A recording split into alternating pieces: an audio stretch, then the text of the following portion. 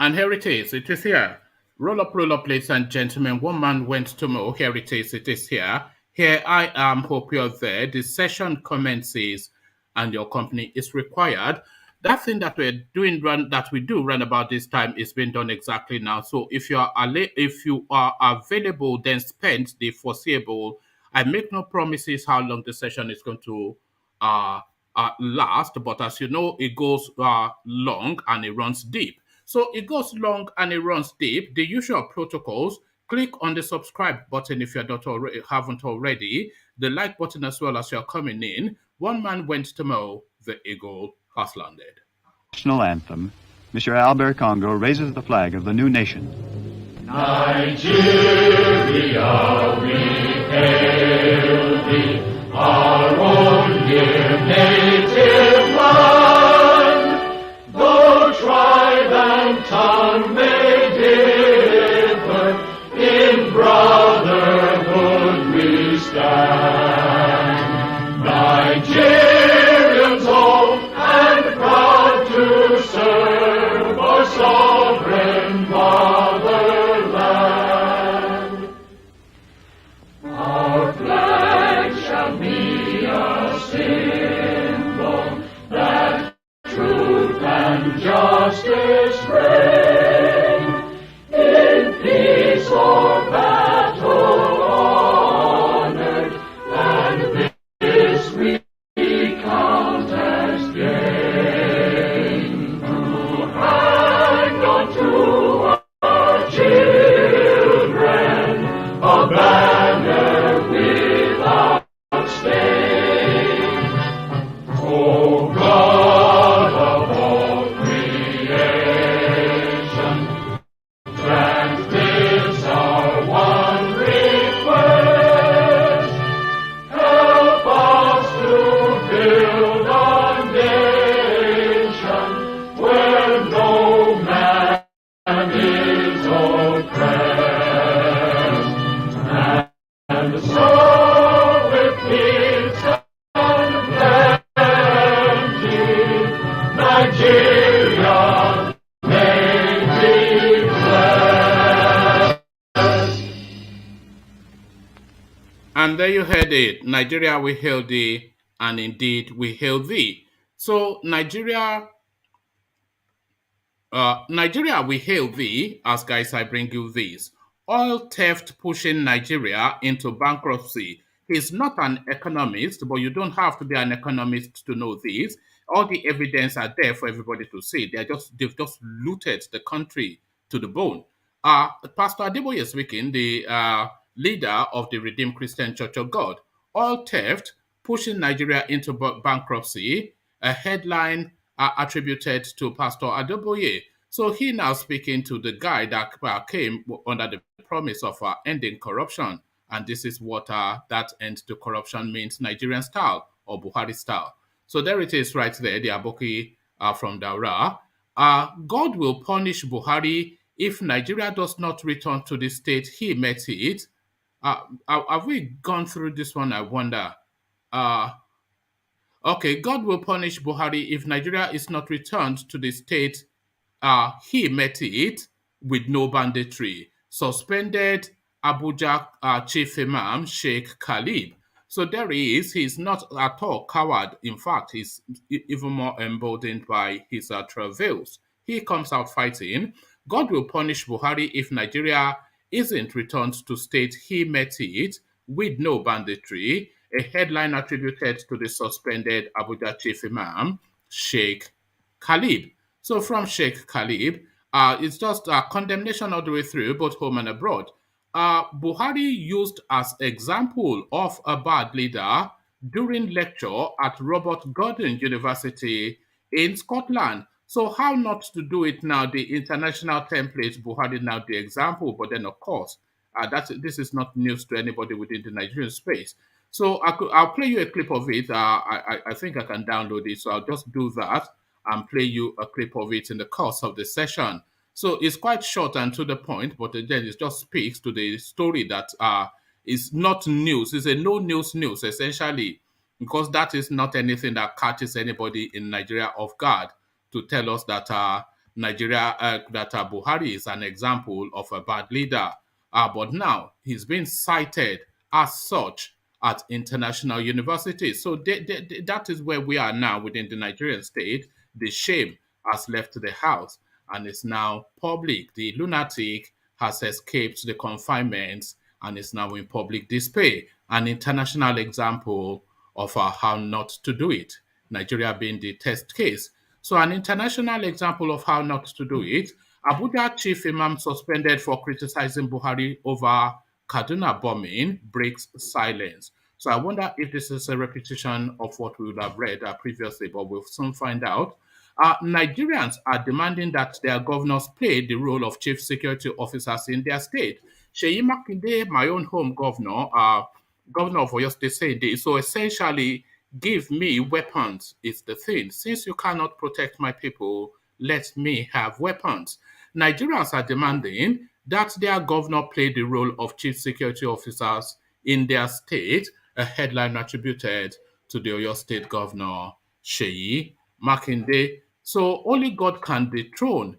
Imam Abuja Imam removed for criticizing Buhari speaks. So a lot of time to be spent with that Imam, but I wonder if those stories repeat somewhat. Buhari regime killing Nigerians and asking, are you dead now? So that is Sowore, of course, you can already tell from the tonality. So we are going through the whole garment of the Nigerian space, everything in play. So lean back, as I said, kick back, as I said, take it easy, as I always say. But before you do any of those things, click on the like button. Of course, click on the subscribe button as well. If you haven't done that, then take it easy and lean back. And let's come in via the care guides as we go into the fullness of it. But first, to the care guides. Only water, water, only water, where they see ma. Water, water, water, water, water, water, water, water, water, water, water. Only water, where they see ma. Hapa o naido. Hapa o naido. Hapa you don't come o.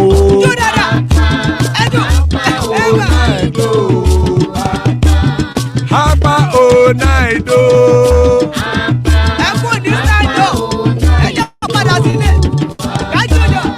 Oro kẹ̀kẹ́ kẹ̀kẹ́ ẹlẹ́mù yé o. Ilé sọ́díyà kẹ̀kẹ́ rẹ̀ ẹlẹ́mù rẹ̀ o. Bobby master kẹ̀kẹ́ rẹ̀ ẹlẹ́mù rẹ̀ o. Chief Wáìlà tí kẹ̀kẹ́ rẹ̀ ẹlẹ́mù rẹ̀ o. Eruku lẹ̀lẹ̀ ẹlẹ́mù dé. Eruku lẹ̀lẹ̀ ẹgbẹ́ ẹlẹ́mù dòde ojàre o. Eruku lẹ̀lẹ̀ Ghana ti dé ẹgbẹ́ bọ́dì o.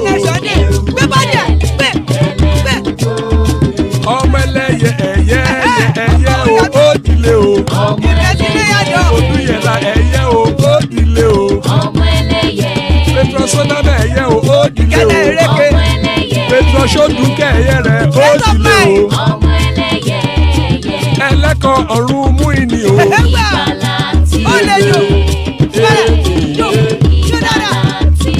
Àkùkọ ọ̀run mẹ́kọ̀.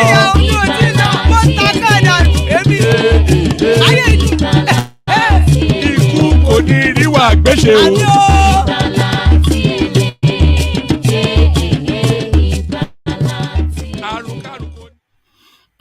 And there it is. Pardon me.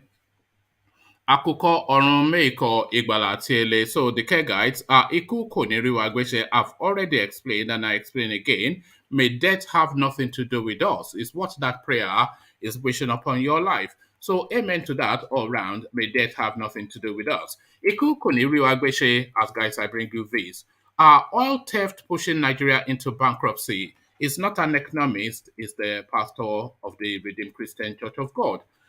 General Overseer of the Redeemed Christian Church of God, Pastor Adeboye, has noted that the increasing spate of oil theft will push the country into bankruptcy. He quoted media reports that stated that about 80% of Nigeria's oil production capacity is being stolen, warning that such development could lead the country into bankruptcy if not checked early. Adeboye stated this whilst delivering a sermon during the monthly Thanksgiving service of the church on Sunday, where he spoke on other current national challenges. He said, "It is in the news and nobody has denied it that as of now, more than 80% of the oil we are producing is stolen. That leads me to several questions. Who is stealing the oil? Where is the money going? What do they want to do with the money? Who are the foreign nations buying this stolen oil? How many of these nations of the world are your friends? We are borrowing more, and according to a friend of mine, we are moving steadily towards a state of bankruptcy, a whole nation. That is why we are going to pray so that our children and children's children do not keep paying debt. We are still borrowing. We will ask God to expose those stealing our oil. We pray that God will have mercy on Nigeria. The charismatic leader also bemoaned the high rate of insecurity in some parts of the country, particularly in Kaduna State. Recall that people were attacked by bandits in some sections of the state in the past week. You cannot go to Kaduna by road. You cannot go to Kaduna by air. You cannot go to Kaduna by rail. The question is, why Kaduna and who are those responsible? Which state is going to be next? We must pray for Kaduna, we must pray for the northern part of the country, and we must pray for Nigeria as a whole, he noted. Though the clergyman revealed that God is yet to speak to him about the 2023 general election, he, however, said there is still time for God to speak. The 80-year-old cleric said, "Why would you be concerned about 2023? You don't even know if rapture would have taken place before 2023. As of now, as I am standing before you, I still don't know yet whether or not there would be an election next year. Don't say that Pastor Adeboye said there would not be an election next year. That is not what I said. Adeboye does not know yet. Put the word yet. During the last election in 2019, my father had told me by June 2018. My father told me there was going to be an election, but he has not done it now, although there is still time. I am not a politician and I am more concerned about what is happening now and not 2023. Adeboye also stated that he is not supporting any politician or party in the election. This may not be unconnected with the feelers indicating that Vice President Yemi Oshibanjo, who is a pastor of the church, may contest the presidential election and the directive for RCCG members to show interest in politics. The octogenarian, however, said the church remains home to members of different political parties and he, a father to all. We have All Progressive Congress APC. We have members who are People's Democratic Party PDP. Every political party is represented here. Anybody who comes from any political party and asks me to pray for him, I have only one prayer, which is, let the will of God be done concerning the fellow. I tell my children to show interest in politics because the witches are also interested in politics, he said. So, if the witches are interested, why won't Christians be interested in politics? I am telling my children to show interest in politics to be relevant. Christians should register to have their voters card and ensure that they vote during the election because there is no more room for rigging election in the country, he said. So there it is right there. Adeboye starting to talk tough to politics. Everybody fed up, not just the Christians. God will punish Buhari if Nigeria is not returned to state he met it with no banditry. Suspended Abuja Chief Imam Sheikh Khalid. In 2021, the suspended chief imam of Akpo Legislative Quarters Mosque, Sheikh Nuru Khalid, lambasted President Mohamed Buhari for his failure to tackle banditry in the country. The mosque steering committee had on Saturday suspended Khalib for criticizing President Buhari over last Monday's night attack on an Abuja Kaduna train. The Imam, in his Friday sermon, had criticized the president for failure to visit Kaduna over the terrorist attack, saying mere condemnation was not enough. He argued that Buhari was in Kaduna to campaign but refused to visit the state after the bomb attack on passenger trains. However, last Friday's sermon was not the first or second time the Islamic cleric would be criticizing the president for how he has been handling the problem of insecurity in the country. In a viral video in 2021, Khalid swore that Allah, God, will deal with Buhari if he does not return Nigeria united and without bandits. The Imam, who spoke in Hausa, said, "Go and tell the president that under his government, some groups of people are issuing threats to local communities, demanding that they should be paid some amounts of money or face attack. And they would gather the money and announce publicly on BBC that they, bandits, would be paid this Friday to avoid attack. Tell the president that there is a country we pay allegiance to, and there is a part of that country we do not know, which is governed by bandits. The president should either return the country as one nation where bandits are not killing anyone anyhow, just the way he took over, or Allah will deal with him." This is the message. I am saying this in an open forum, and it is a live streamed, and it is live streamed for the world to see. I take responsibility for my words, and I am ready to face whatever consequences for preaching peace and unity in Nigeria. Mr. President, we don't want to hear the reports of the killing of people under your watch. We don't want to hear reports of cowardice amongst our soldiers such that they are attacked at their base. We have a video in which you said Nigerian soldiers had the patriotism, training, and discipline to tackle all manners of criminality in the country.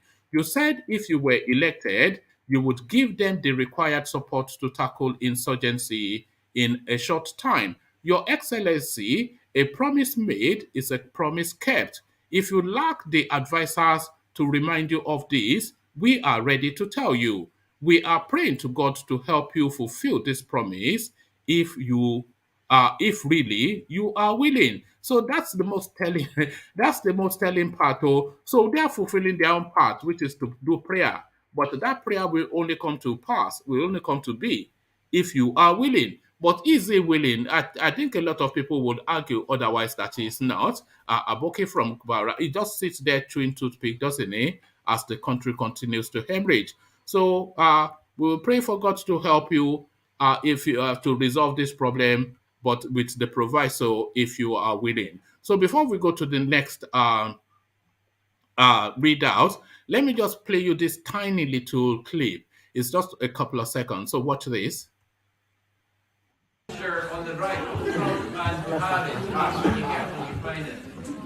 So anyway, we'll leave on that note. Okay, so you can see that you can barely make it out, but what it says is that picture on the right, and Buhari, be careful when you find it. So anyway, we'll leave on that note. So you can barely make it out, as I said, but what it says on that slide on that screen is "Don't be like Buhari," and this is the caption for that clip. Buhari used as an example of a bad leader during lectures at Robert Gordon University in Scotland. A lecturer in a foreign university used the Nigerian president as an example during one of his courses. The lecturer at Robert Gordon University, Aberdeen, Scotland, was teaching his student a course on leadership. When talking about bad leadership, he used President Muhammad Buhari as an example of a bad leader. He shared the photo of Buhari on the screen alongside a message that reads, "Don't be like Buhari." So don't be like Buhari is what the Scottish are teaching their children So the worst of the worst, according to the foreigner. So don't be like Buhari, oh, but then of course, it's my prayer for all of your children also not to end up anything like Buhari or you yourself. The worst of the worst, the absolute worst of the worst. So there it is right there, and the verdict comes in from abroad.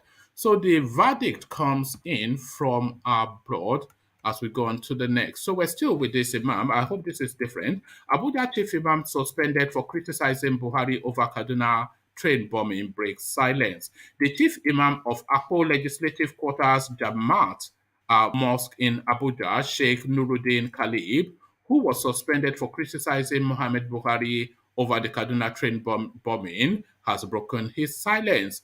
Khalib, in a post written in Arabic, said, God is the most powerful. He gives enthronement and takes away power, dethronement for whoever he wishes.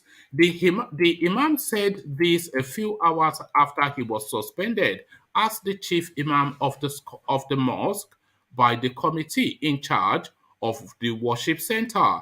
The mosque steering committee had suspended Khalib for criticizing President Mohamed Buhari over last Monday's attack on an Abuja Kaduna train. The Imam, in his Friday sermon, had criticized President Buhari for his failure to visit Kaduna over the terrorist attack, saying mere condemnation was not enough. He argued that the president was in Kaduna to campaign but refused to visit the state after the bomb attack on the passenger train. Everybody condemned the incident except the bandits. So condemnation is not enough. The president should visit the state to sympathize with the victims. The president has been to Kaduna for campaign but couldn't go to the state on a sympathy visit, the cleric had said.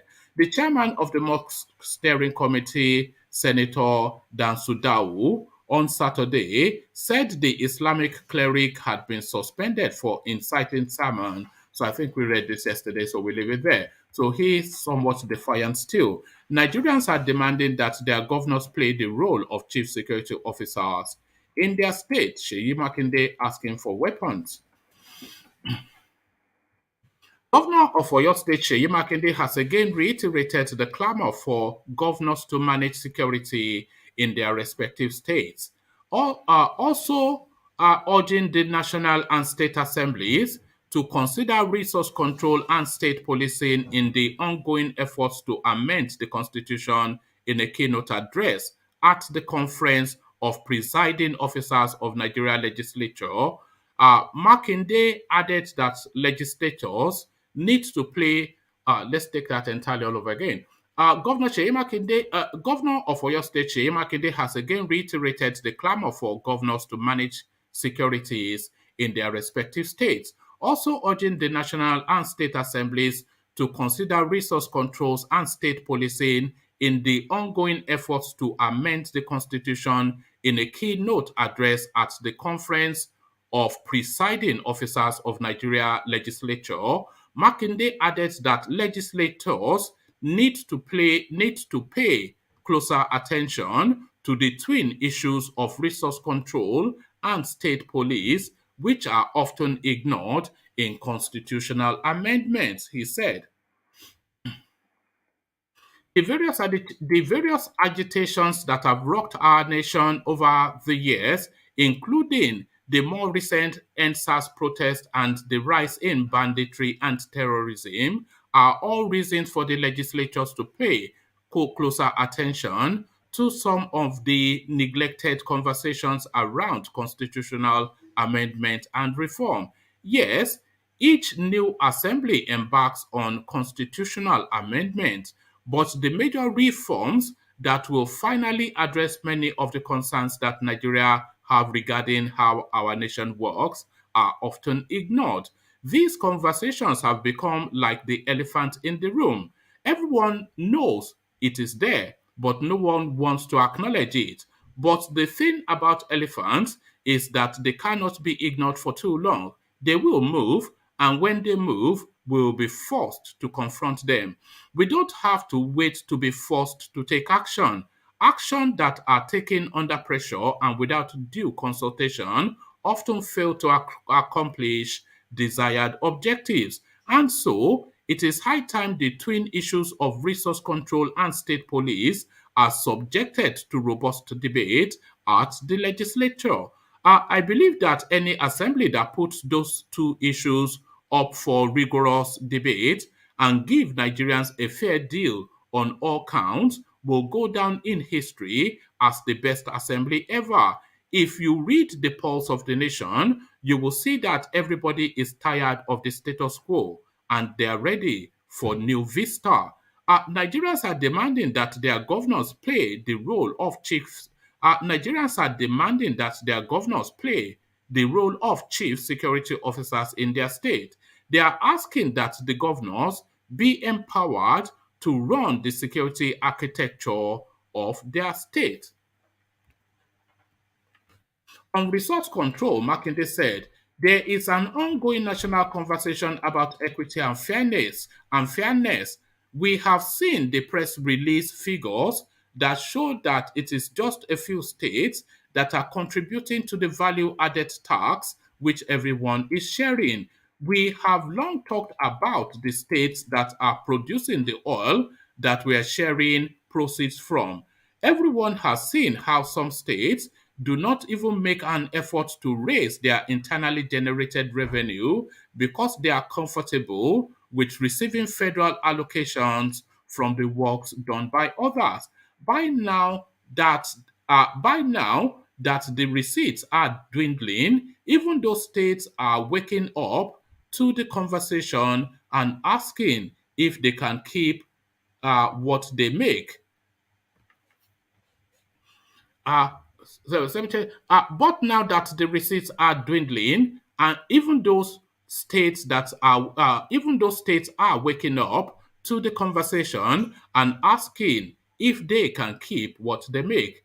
Can there be a better time to discuss resource control constitutionally amendment as a must? Sorry, that didn't quite read as it should. So let me take that whole paragraph again.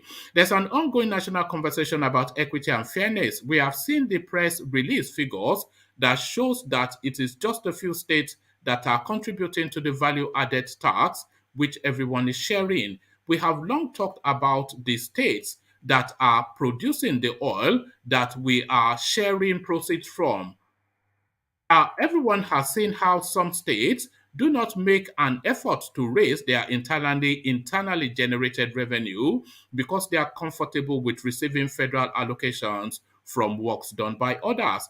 By now that the receipts are dwindling, even those states are waking up to the conversation and asking if they can keep what they make. Can there be a better time to discuss resource control constitutional amendments as a must? They are a big reason why we have the legislature arm of government. As time passes, new generations are born and new conversations emerge. We must, as a people, be ready to move with the times. This is the only way to move forward. But now that receipts are dwindling, even those states, okay, that repeats. Okay, so there it is. That's the last two paragraph repeats, but essentially you heard what Shei Makinde has to say. We're still though with that Imam in the north. Only God can dethrone. Okay, I think we may well have captured that in an earlier readout. Okay, let's just give it to you anyway. Only God can dethrone. Abuja Imam removed for criticizing Buhari speaks out. The chief imam of Akpo Legislature Quarter Mosque, Abuja, Sheikh Nurul Khalib, has reacted to his suspension for criticizing President Mohamed Buhari over the Kaduna train attack. Khalib made headlines after he hit the government over its poor handling of the nation's rising insecurity and killings in the country. He advised Nigerians to boycott elections if the government can't protect their lives. Nigerian masses should resort to only one term, which protects our lives. We will come out to vote, let us be killed. We will not come out to vote, since it is only election that you people know. Shortly after, the mosque committee suspended the imam. Shortly after the mosque committee suspended the imam, chairman of the committee, Senator Dan Sadau, stated that Khalif's message was inciting and caused public outrage. Defending the action, Senator Dan Sadau, chairman of the committee, accused Sheikh Khalib of inciting public outrage. Reacting to the development on Sunday, Sheikh Khalib said, God is the most powerful. He gives enthronement and takes away power, dethronement from whoever he wishes. O God, the master of sovereignty, you give sovereignty to whom you please and seize sovereignty from whom you please. You honor whom you please and you abase whom you please. All good is in your hands. Indeed, you have power over all things. So that is his response in a fuller diet. So that's his response in a fuller diet, still within that theme, but taking it now to the poser. Buhari regime killing Nigerians and asking, are you dead now, Sowore? Human rights activist Omoyele Sowore has accused the Mohamed Buhari-led government of killing Nigerians, yet asking maybe they are dead. Sowore, a presidential aspirant on the platform of the African Action Congress AAC, disclosed this whilst reacting to the tragic death of Chinelo Megafu. So Chinelo, the doctor, Chinelo was amongst the passengers shot dead by terrorists as they traveled from Abuja to Kaduna on board an ill-fated commercial train on Monday. She tweeted at about 9:43 p.m. on Monday when the news about the attacked train surfaced, notifying her followers that she had been shot on the train and asking for prayers. I am on the train. I have been shot. Please pray for me, she tweeted. Whilst some Twitter users were empathizing with the deceased, some members of the Buhari Media Center hurled vile comments at her, implying she was lying. Are you dead now? One said, asking mockingly. Another one, you are short. Your shot is not serious. Otherwise, you would not be asking us to call army. Otherwise, you'll be asking us rather to call army, not pray for you. Another one mocks, says, you are short and you can tweet. Please help us with the picture of your gunshot wounds. He went further to ask if she was traveling to Biafra through Kaduna. Reacting, Sowore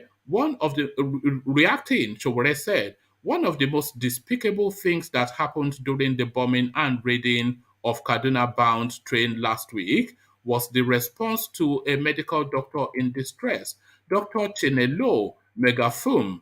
After she was shot on the train, she sent out a tweet stating that she had been shot on the train and asked for prayers. But a group of mean-spirited members of the infamous Buhari Media Center trolled her consistently until she fell silent. One of them, named Abolore, tweeted, are you dead now? The answer is yes. Dr. Chinelo died in agony whilst Abelero and other trolls mocked her and went to sleep afterwards. Several of those on the train, including two labor leaders of the Trade Union Congress, were also killed in the attack, and several other persons were kidnapped and are still in captivity. These Twitter trolls are a reflection of the wicked, insensitive, and meanness of the Mohamed Buhari regime. Since coming on board as Nigeria's president in 2015, the Buhari regime and its officials have been asking Nigerians after shooting, stabbing, and impoverishing Nigerians the same question over and over again. Are you dead now? When the regime massacred Shiites in Zaria, it turned around and asked the Shiites, are you dead now? When they turned their guns blazing on IPOB members in Nigeria's southeast, they asked the question, are you dead now?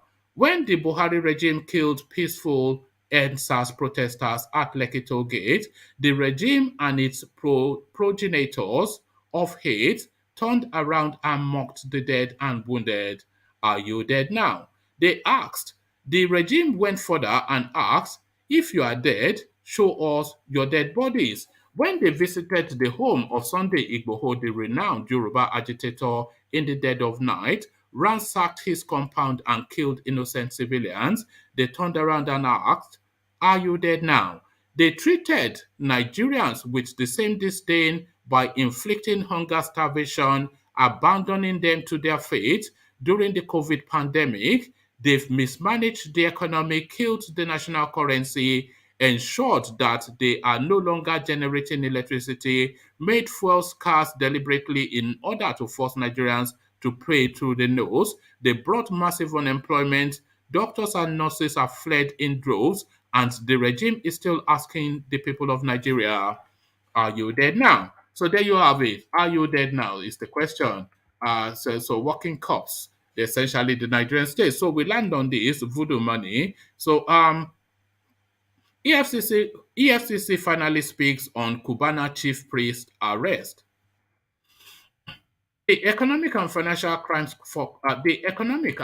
Crimes Commission (EFCC) has issued a statement on the arrest of socialite Pascal Okechukwu, popularly known as Cubana chief priest.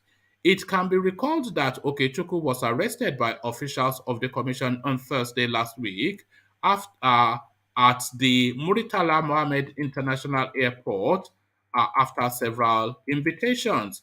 He has been in the custody of the commission for 4 days now. Speaking on the development when contacted by correspondents, EFCC spokesman Wilson Ewejeran confirmed that the club owner was in their custody. He said, I can only confirm the arrest to you, no details for now. He, however, failed to go into details of the case and did not disclose if the socialite had been granted bail anytime soon.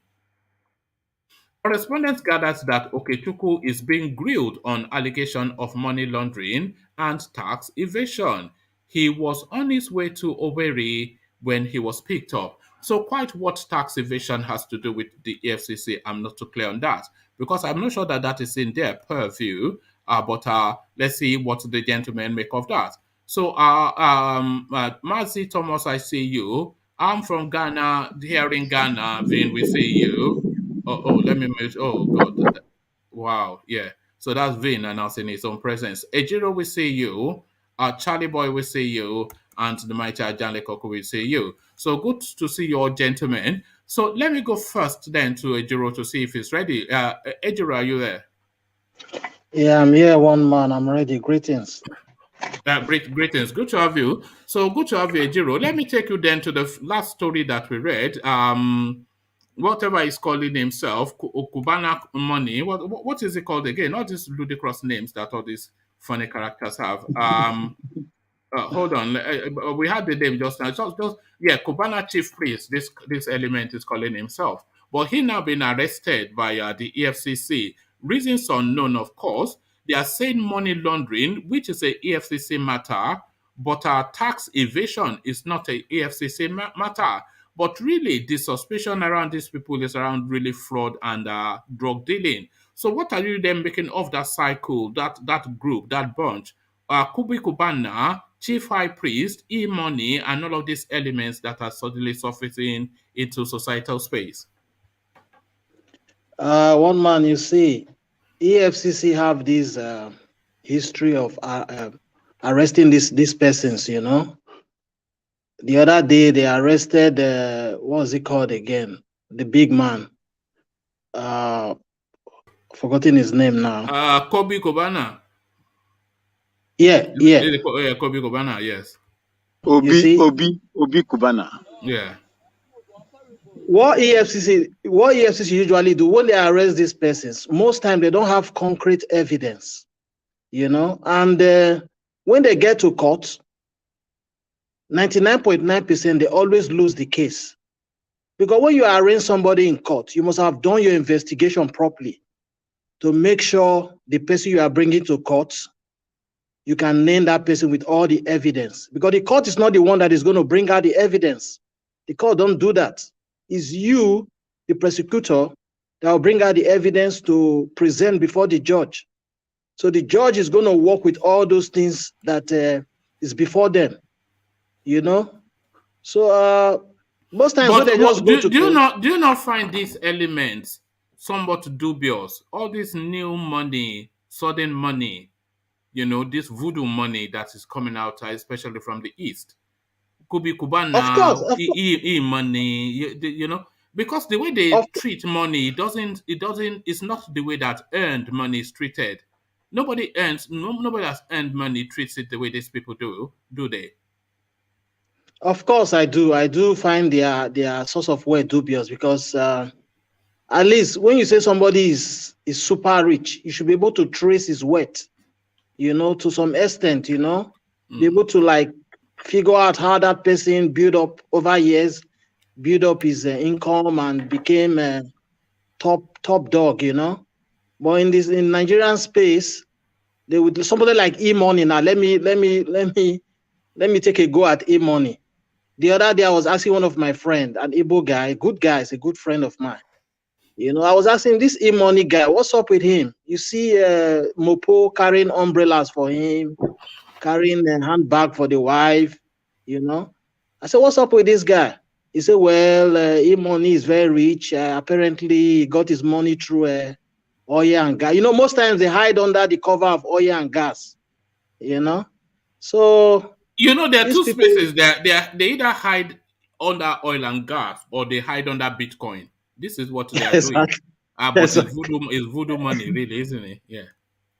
Exactly, you know. But most labs here don't believe hotel business. Hotel business. You know, back in the day, it used to be car business. Remember all those Allen Avenue boys where they used to drug dealers, but they go and open car showroom in Allen Avenue. Yes. But now hotel everywhere. But one man, funny enough, most of the lads that come to your platform, most of them don't believe in voodoo. The other day, OVA was saying there's voodoo money. Him himself will go and do one. That somebody to show him the Babala.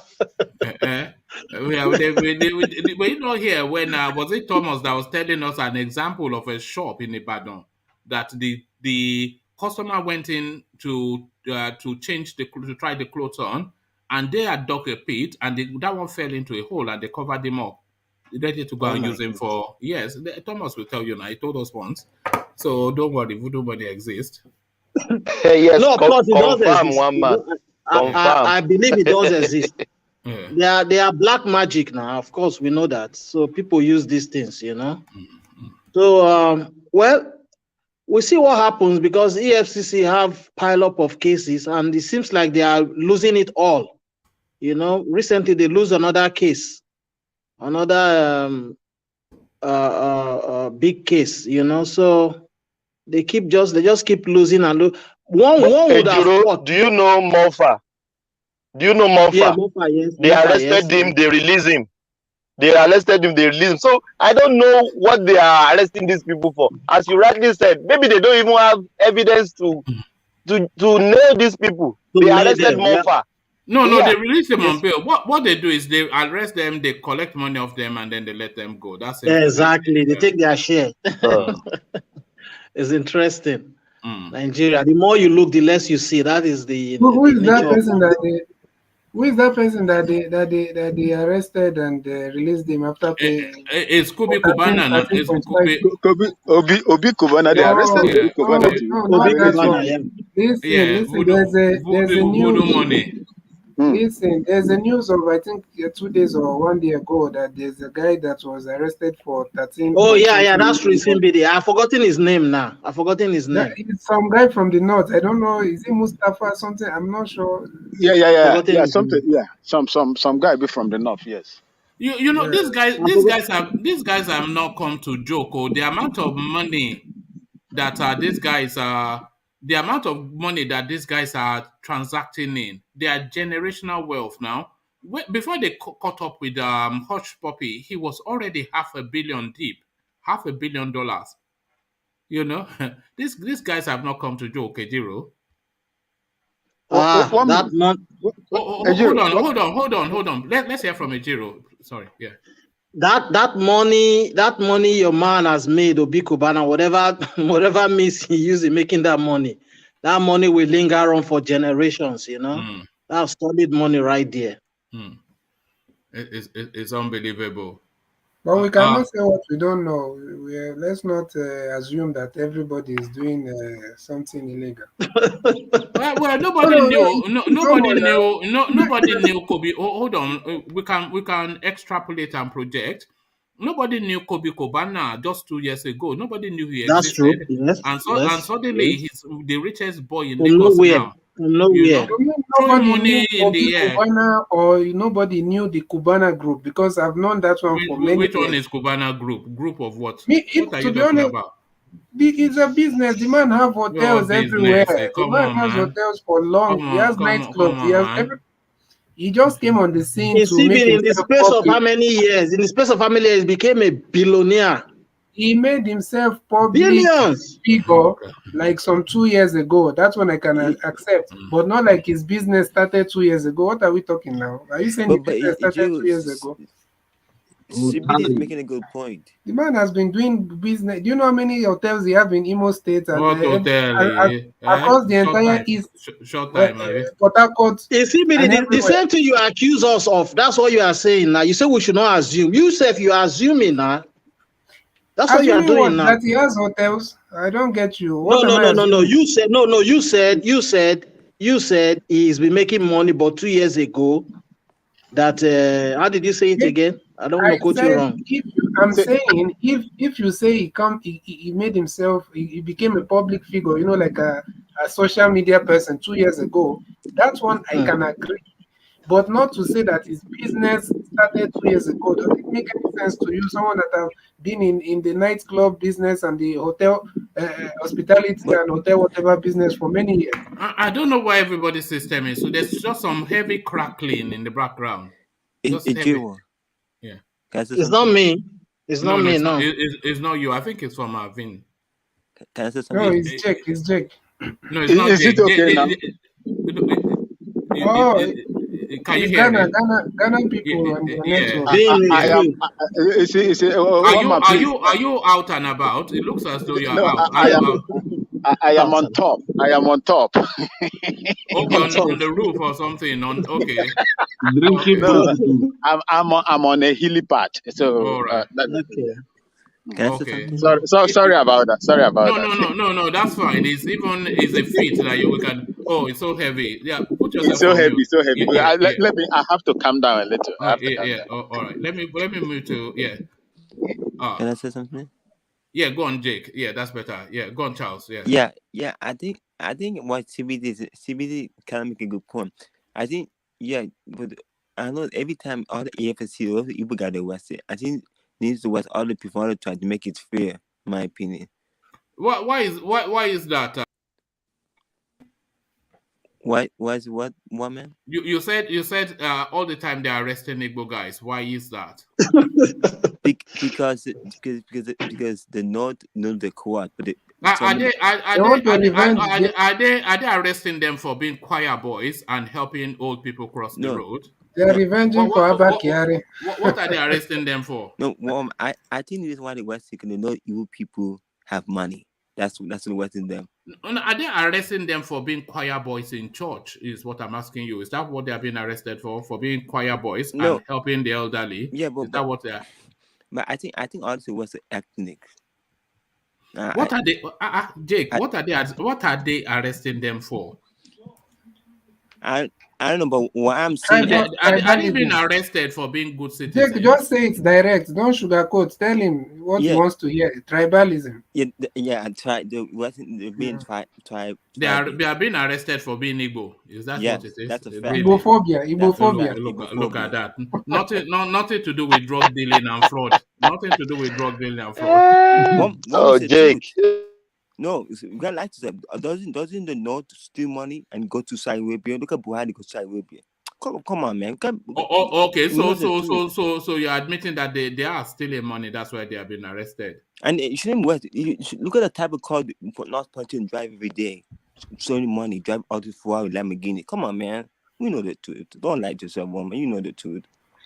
I think the right. problem is that they don't want these guys to be on social media because there are several billionaires, many hundreds, if not thousands, of billionaires in Nigeria that The problem these with this, people are not going after. the Once they pro- are on social media, they start going after them. They yeah, should be but is going. that not the problem with this element? We saw what happened to Hush Puppy. Have they learned anything? No. Monfa repeats it, the same thing happens. Have they learned anything? No. Kobe Kobana, he's now doing it. Will they learn anything? No. E money, D money, and XYZ money, they are lined up. It's just a ridiculousness, isn't it? You know you are a criminal and you're advertising But it yourself. means I'm saying these guys are not doing their work properly. If they are using social media as their only means of going after these guys, go bring to us people that we've not had their name once in No, they arrest in and the media parade space. people. They arrest and parade people all the time now. Just go on any. No, You they see are them. arresting Yahoo No, boys no, now. no. Yes. So, but they are Yahoo boys too now. What is Kobe Kobana? Is a Yahoo boy. No, we need the billionaires, the serious guys. Many of them, do we know what they are doing? Why is it that they are giving us the ones that we can say, oh yes, they are working? They should give us people we. Are you saying it's only those 5 or 6 guys that are the billionaires in No, Nigeria? no, no. In CBD, they arrest people all the time, and they parade them after arrest all the time, and they make them hold up a placard with their name, their offense, and the agency that is arresting them. Billionaires, they don't I arrest. It don't. depends They on the don't. level, They don't or declare their even bank not. account. But They are arresting these small boys doing Yahoo. Is that what you are you talking see, about? here's the problem. Why don't what I bet half of the politicians in Nigeria are Yahoo? That's a fact. Well, All no, the politicians in that's there. a different narrative, isn't it? Yeah, but see, they should let them too to make it fair. Cause now you shouldn't blame the young ones. You shouldn't blame them for doing it. It's no job. Don't blame them for being drug dealers and fraudsters. Because there's Yes. no job in Nigeria. We shouldn't So blame them. you be a drug dealer and a fraudster. Nah, Jake, what are you saying? What are you saying? What are you saying? So they should be drug dealers. So they should not go after them. Thomas, Really? you see, you know, Where are the drug dealers? That's what we're asking. Forget about these Yahoo boys that with their dreads and all that. Of course, they should arrest those ones. I don't support any okay, form of crime. I'll But give it. what I'm saying is that they should do their work and stop trying to be social media law enforcement agency, looking for popularity and going after so-called celebrities. They should do their work, go after the But Jiro, it's the same you guys. If they don't parade these guys, the same we will complain that they are not parading them. So they are parading them now. We are picking crime against them. You don't hear what I'm saying. I'm saying what they are doing is good. They should parade them, parade all of them, and stop giving us popular celebrity. If you hear that, okay, if they go after someone like Cubana Chief Priest, everybody knows EFCC. So they are using it to just score popularity and publicity points for themselves. That's what I'm saying. They should go after both the popular ones, the ones on social media, and the ones that are not on social media. Is it only those 5 guys that are doing business in Nigeria? Ejiro. What's it called? Hush Puppy, Monfa, and CBD, do you not? What is your position on this Copa Cubana guy? What's your position? Are you approving of this element? Why should I accuse him of something that he has not been accused of? Well, if he went accused by the authorities, he has accused of what? See, they've cleared him. If not, why will he be free? They've cleared him. He's on bail. We have a the legal case is still pending in CBD. They've not cleared it. We have a legal system. Let the law take its course. So when somebody has been found guilty, then I can come here and tell you that yes. But I'm not going to stay here and start assuming that people are doing bad business. Yeah, Mike is a good example. Do you know? Mike is a good example of what I'm saying. Black people live in poor areas because they've been they passed for 100 years. That's what black people do crime. They didn't do crime for a reason because the government put them there. That's what I'm saying. You get what I'm saying? So is the government's fault that these guys are fraudsters? That's what I'm saying. Let's happen in America too. Black area. You're on a different level. You're a good example. No, I'm not like you're a good example. Black people were segregated for a reason in America, and that's why they're doing crimes now in America. It's the environment the government put them in environment matters. I keep saying this. That knowledge is the key. All right, thank you, Charles. So back to Ejiro. Round off your thoughts on that Copacabana, and then before I round up. Sorry, before you say that, you see, the only thing I'm trying to say is that if these guys, if we keep on going this way of going after only, I'm not saying they should not go after them, but going after only the guys that are in the public space that people know their names, then the only thing that they will succeed in doing is to make every other person to stay off social media. With that way, have they stopped the crime and the criminality in the country? So if all these people are not on social media, they will not have any other person to arrest. So they should do their job from the ground, from the grassroots, to all levels. That's what I mean. All right. CBD. Yeah.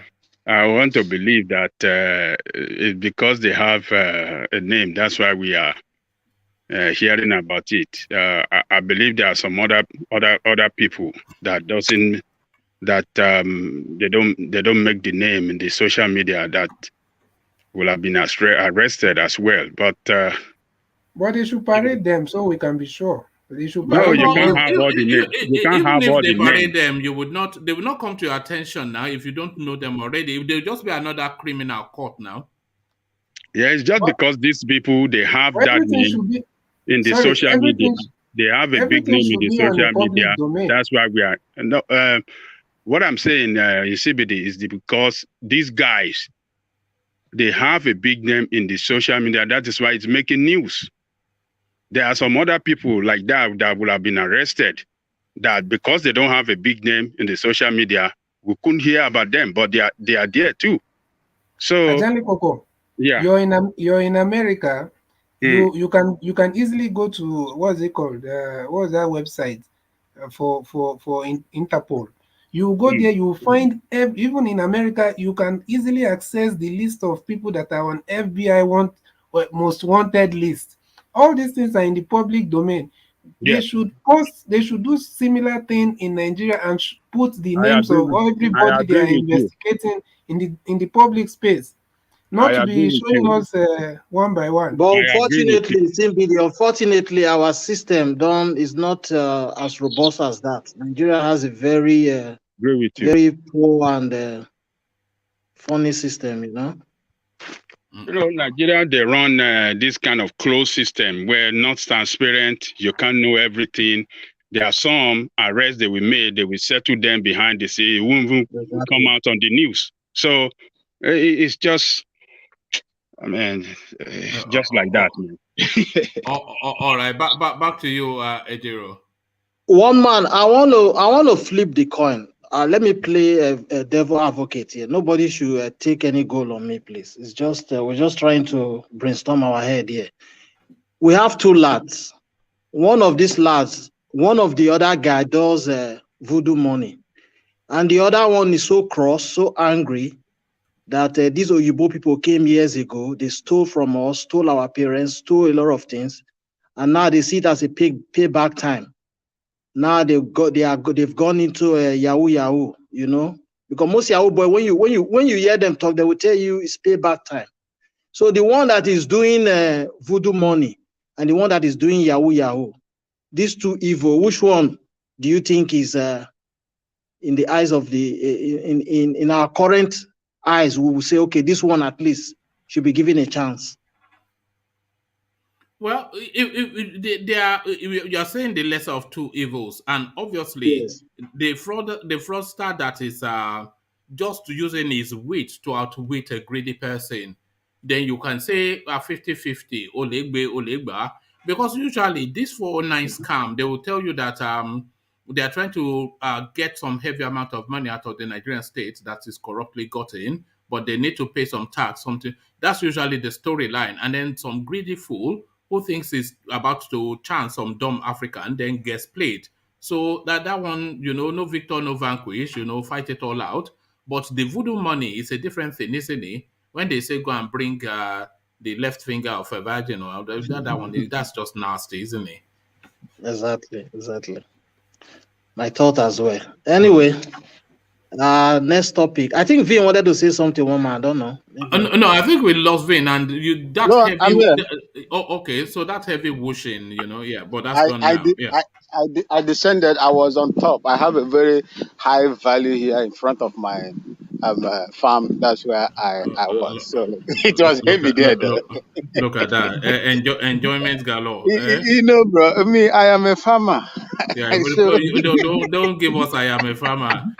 Yeah, richer than Cobana. I am a farmer. I am not. I don't do Obi Cubana. How many heads of Abika, they don't go on top of the roof for Ghana. What did they go do for on top of the roof? Eh? No, it's not on top of the roof. It's I have a place. It's a platform. If the any cow that we want to sell, then they will match the cows onto that platform straight to the truck that will convey them to wherever we want them to go. So that's where I was. So are you selling this time of the night? Oh no!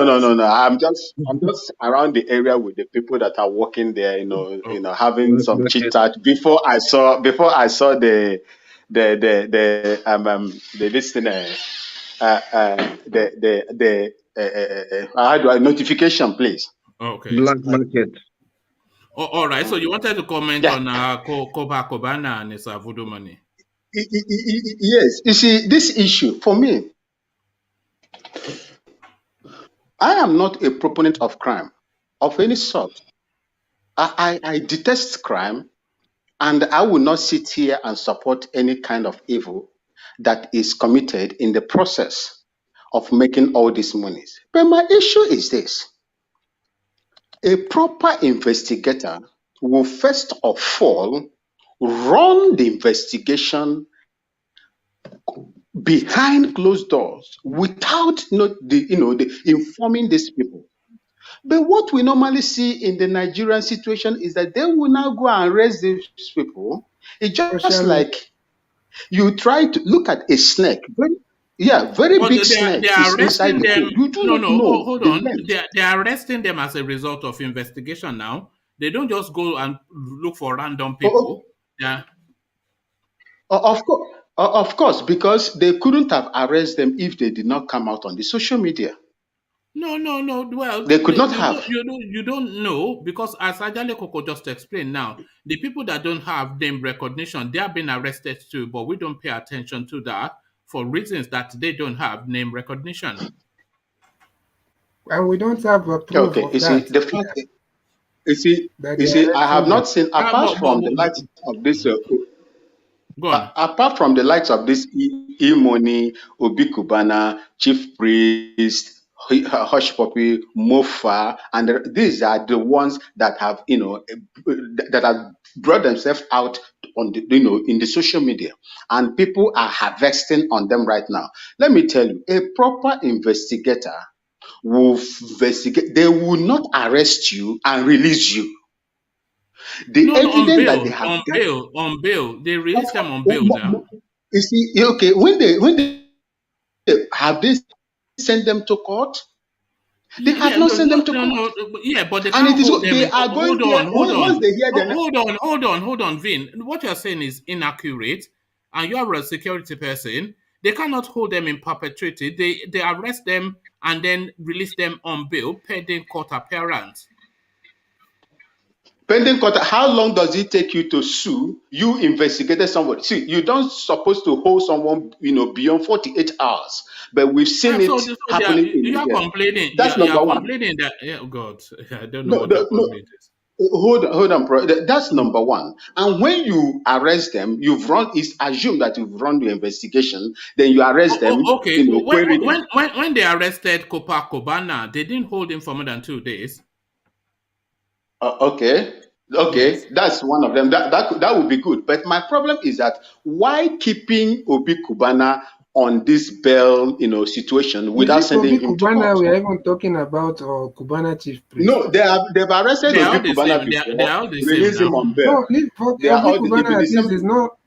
That was then. Now I thought we were talking of something that just happened. You see, that is the reason why. You see, Ejiro, that's the reason why I'm saying, why are they? They've arrested them, done investigation on them, arrested them, and released them on bail. Why is it taking forever for them to prosecute them if they have any tangible, evidence against them that can nail them? Or case. If they have any case. That is why I'm saying, why are they enjoying the bail?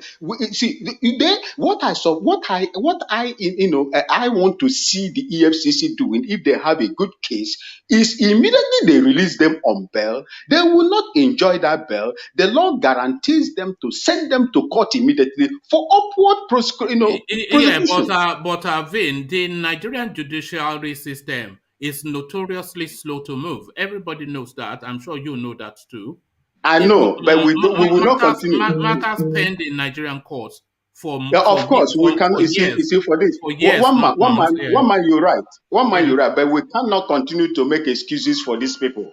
That is why we are here. Here in Ghana. Here in Ghana. Here in Ghana, they lock them up immediately. There in Ghana. You see, we cannot continue to make excuses for these people because look, let me say, here in Ghana, they arrest you.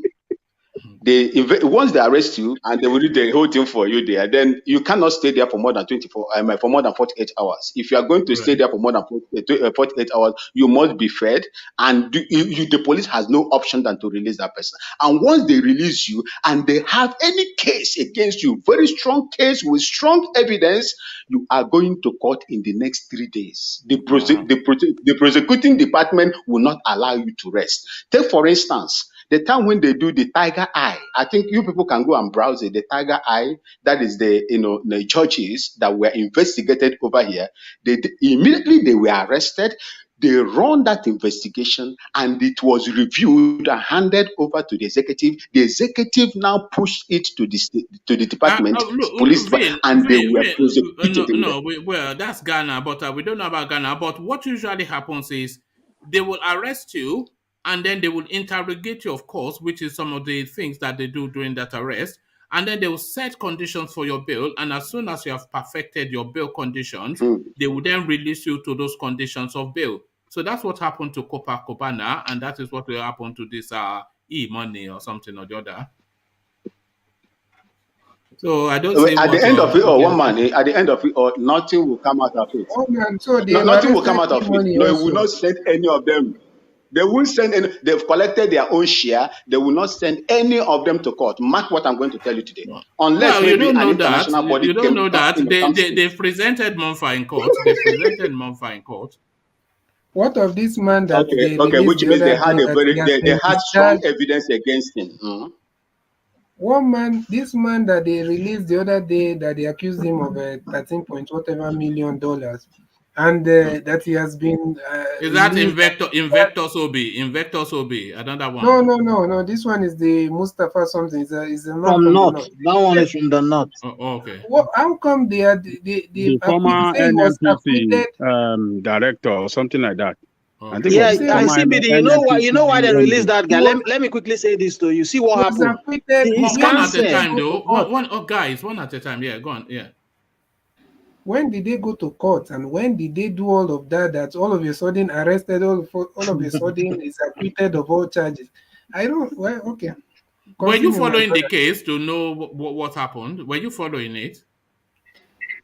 I'm asking when. But only a court can acquit of charges. I followed when they arrested him, and the next thing I heard, the case has been lingering since last year. Yeah, I know when they arrested him. Last year. Huh? Since 2021, that was last year, yes. That was last year. Court? Yeah. They went to court. Yeah, only that's what I was trying to say. He did. He went to court. Yes, of course. They acquitted him and discharged him, and the court directed, gave a judgment that EFCC should release the money. Is the money they caught in his house and everything, because EFCC couldn't prevent their case convincingly. So why did they? Why do they? That's what Vin is saying, and I'm also saying, how do they just go after these people without? Can that guy even sue them for what is it called? Is it damage? Is He can maybe he can sue them. He can sue them for false false allegation and arrest and detention. You can't because there are several reasons why you can be acquitted, which may not necessarily be for reasons of you being innocent. Insufficient evidence, badly handled investigation, just as several reasons that does not exonerate you of the crime, but it's not sufficient enough to convict you. So the fact that he was acquitted does not make him innocent, and if he goes to court that he wants to prove himself, they will just jail him. in Nigeria, it's only in Nigeria that you come and talk. They say, "Okay, go to." How would they jail him for no reason? That guy you're talking about. Because if he invites them to revisit his case, then they will strengthen that case even more to then make it categorical that there is sufficient to jail him. That guy you are talking about from the north, the CBD. You know what his counsel did? They submitted a case of what's it called again? No case, something of such like no something of no case to answer. Yeah, something like this, So at the end of the day, the judge looked at it and said, "Well, what the EFCC did was rubbish. They didn't come up with anything, So they have to throw the case away."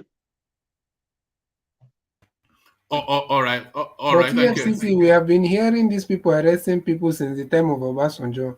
I don't know where these people they have a number of convictions.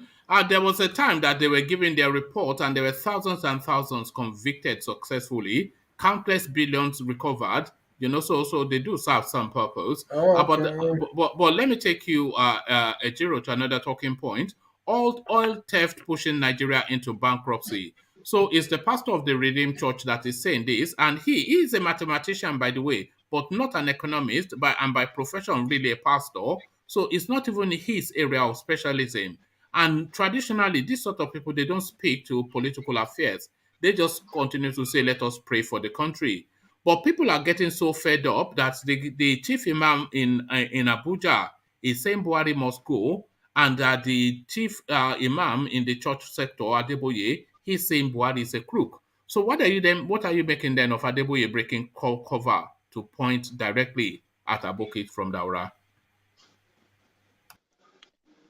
Thank God that people have started speaking out their minds, Let all imam preach this same sermon in all their mosques, and let it get to the president clearly, and to the churches as well. Let all pastors do same as well, You see, it's unfortunate.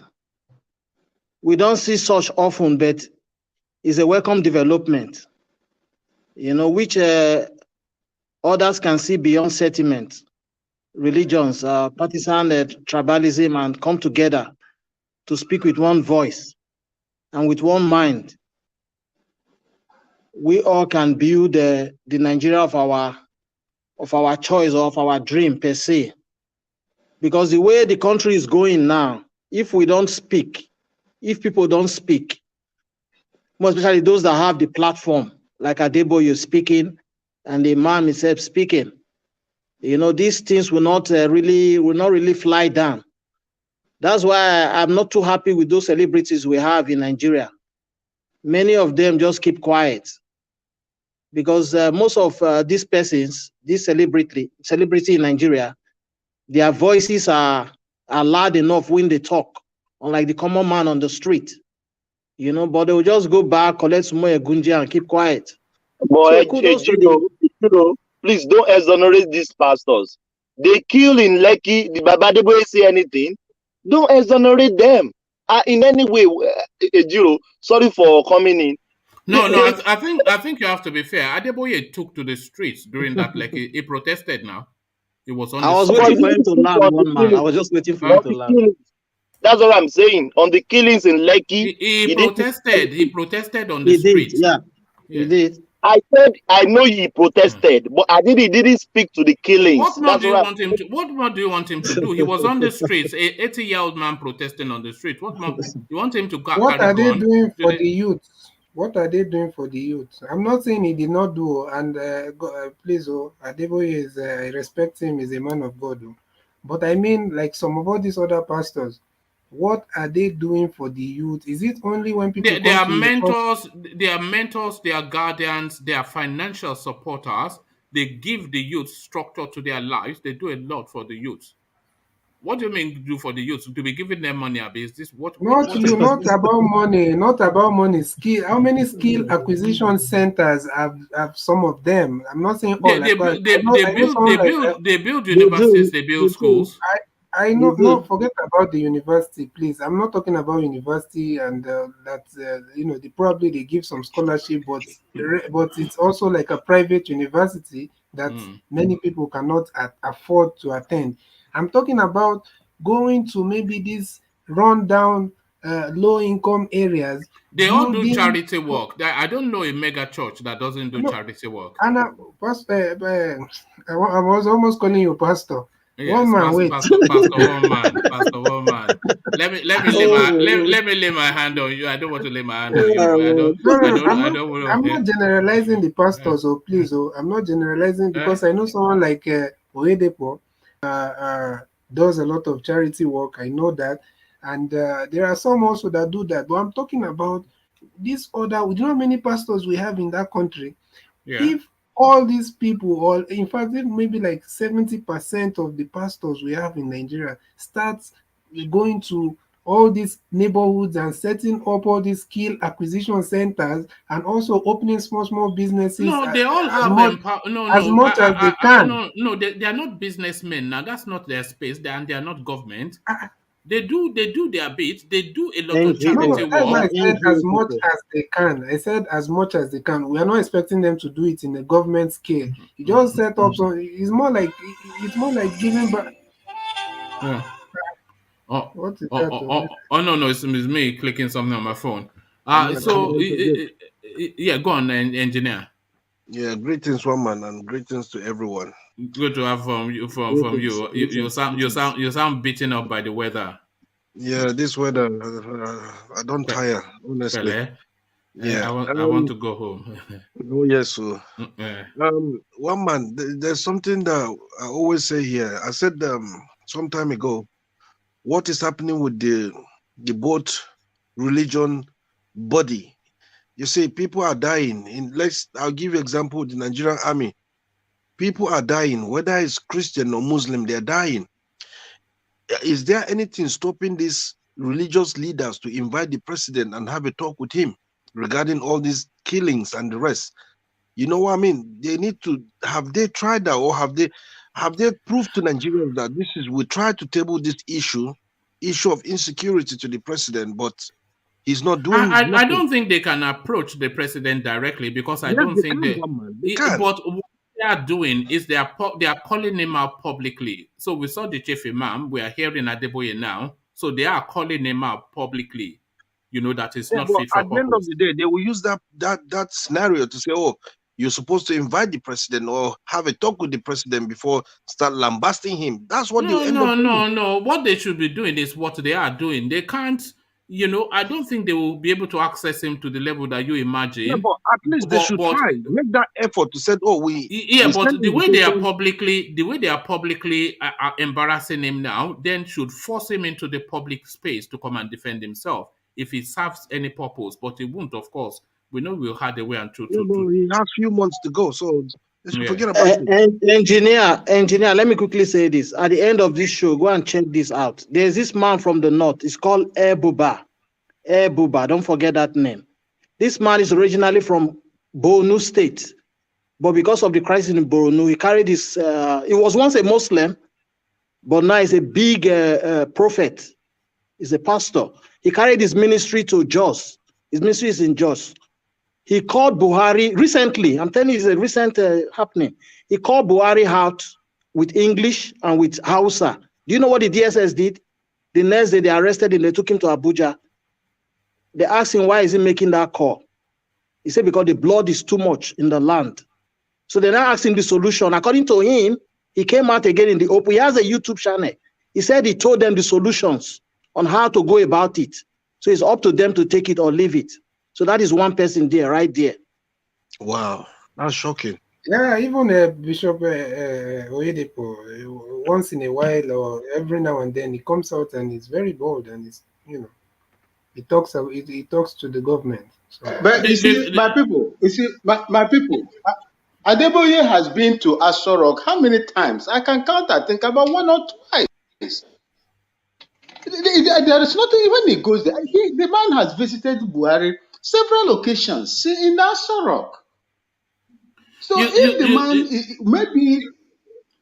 maybe most of the things they discussed that time was not in the public domain. It might be around security, insecurity in the land, and the hardship of people. Because you don't expect some of them that are good, the pastors, to remain and see their congregants suffering. They cannot eat, they can't see medicine, there is no electricity, and they keep quiet. Then that pastor must be a devil incarnate. You see, but they have spoken. Why this Adeboye is coming out now to speak the way he had just spoken? Probably because most of the discussions he had in Aso Rock with him when he visited him is no longer working. That's what I saw. That's what I suspect. It was not even implemented or anything like that. You see, that's the frustration, because when they call Buhari out and he does nothing, then that just shows you that they come to that position that we all come to, just how helpless we are in that country. We are telling this guy that, look, if either you do something, or if you are not capable of doing something, leave the space, because you've been there. It's actually hemorrhaging human lives. But he can't do anything because Obasanjo told us that don't expect anything more from this character, but he will never leave there. And the death toll, they just continue to pile. And we're just looking on helplessly. So that tells us just, how vulnerable we are in that country. Buhari has really shown us how vulnerable we are in that country. They will kill you. Hold on, please. They will kill you, and you can have nothing to do about it. It's a real sad situation. It's very sad. And this is where all these pastors and imam. This imam now, he says, look, I cannot take it anymore. I will say this and face the consequences. He's facing the consequences, but he's not coward. It's unbelievable. We are in serious. They say one chance. This is one chance. So, Ejiro. Really one chance. We are in one chance. Only God will see us through, will help us, because the situation Nigeria is at the moment, it calls for serious concern, and the international community, they are not even helping matters. Though we're not going to wait for them, but at least, okay, look at what happened in Ukraine. They all weighed in. Are they waiting for Nigeria to turn to Ukraine first before they can? It's all about interest, because even that same Ukraine, how many people even know about anything that was happening in Donbas region before this whole Russian invasion? So, but when now it's now to is affecting their own business or their interest, then that's when you see them weighing. Yeah, that's the only time they weigh in or they come in when it's affecting their interest. All right, thank you. Ejiro, let me take you to another talking point. This is it's really, what other conversation is there in Nigeria apart from security or the lack thereof? Nigerians are demanding that their governors play the role of chief security officers in their state. It's MAKINDE speaking to that, and that headline is very loaded. So if Nigerians are demanding that their governors play the role of chief security officers, and the governors are willing to play the role of chief security officers, the only thing missing then is that capacity to be able to play that role. So that is really the conversation is. That is really rather where the conversation is. So what are you then making then of this MAKINDE's push for that state policing narrative? That state policing narrative, it will never go away, because everything that happens in Nigeria points directly to the need for it. Ejiro. Yeah, one man. I would say God bless. Is your governor now one man or your state, isn't it? Yes. Once in a while, he has a good idea. It's a dumbass most instances. God bless Governor Makinde. This is how we know a lover of citizens, you know, unlike the animals governing other states. You know, so God bless him. This is an exhibition of good leadership. Like Abia State. What's his name again? Pesu, what you call him? What's that name again? What's the Okeze Ikpazu. Another, you know? Another dumb. Him and the hopeless one man good friend, hopeless in Imo State. You know. So anyway, just for the laugh, you know, Makinde did a good thing that I think if Makinde really if let's take politics aside now, though he has his ups and downs, you know, he has his days as well. But for this one, he's right. He's right, because the way it is now, across the whole country, people are a bit disarmed. Like, you know, everyone is. They took off the guns, took off the light weapons, and so on. And these Fulani, whatever marauders, they have sophisticated weapons going around. You know, so we should find a way around it. People should be safe. People should safeguard themselves. You know. Sorry. I remember. I think I missed that point. Well, sorry, my brother. What did he do? What did Makinde did? What has he done? For no. I think I didn't get that part. Okay, one man was reading. He was reading. I don't know if you were around when he read the all the captions. You know, he talks about. Okay, now let me break it. He talks about as a governor, you are the chief security officer of the state. You know, like weapons, like asking for citizens to acquire weapons legally to protect, to defend themselves. You know, so which is a good. Remember the license. The license, they withdraw license from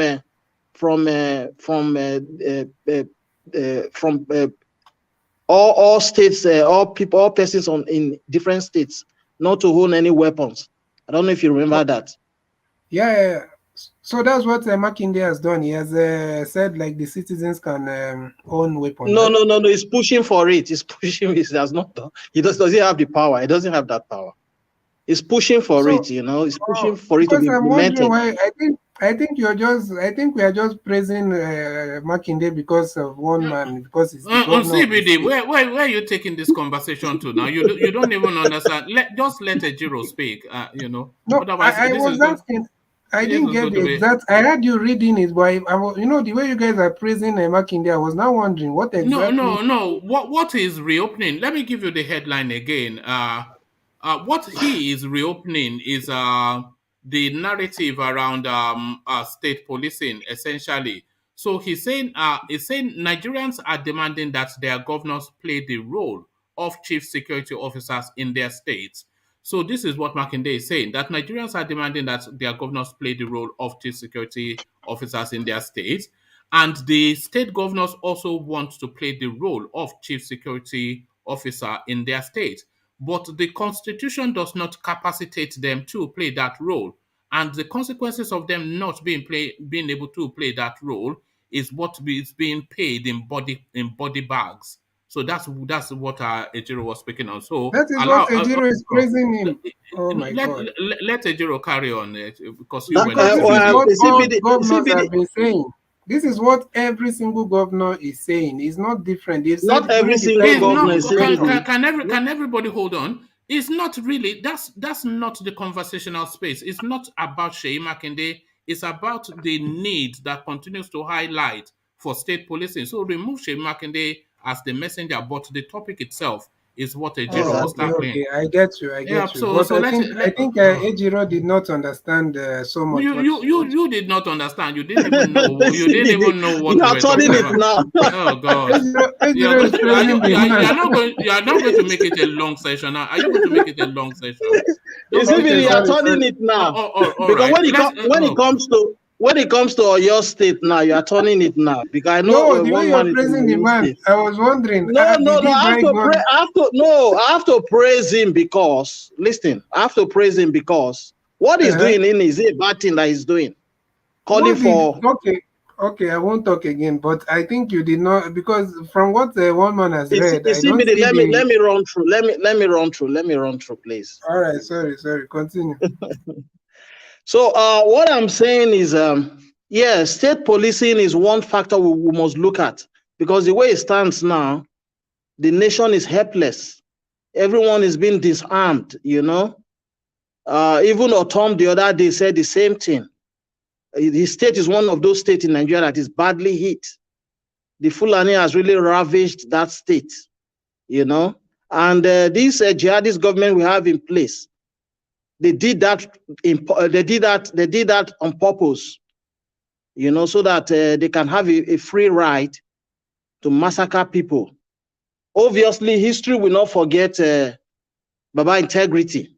It's a genocide president, you know. So what I know in life that we cannot run away from, no matter how good or bad you are, you can't hide it forever. One man, next topic, please. All right, Ejiro. Ejiro, let me move on to Ajanle Koko and put the next topic to him. Ajanle Koko, are you there, or should I go on to engineer? Okay, I don't think we have Ajanle Koko at the moment. Let's go to engineer. Engineer, are you there?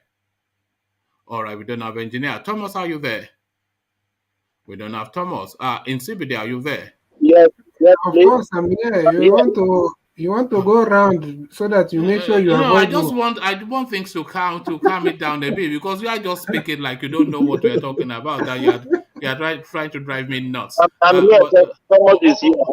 All right, let's hear from CBD. Thomas, I'll come to you in a moment. All theft pushing Nigeria into bankruptcy. Prophet Adeboye. So that's not his area of specialism, but he's so alarmed by the goings on, he felt he had to break cover to come and speak to that space. So do you concur, and what is the solution? They're saying 80% of Nigerian oil production is being stolen, outrightly stolen, by Mali Kyari that they put in NNPC, some Mala.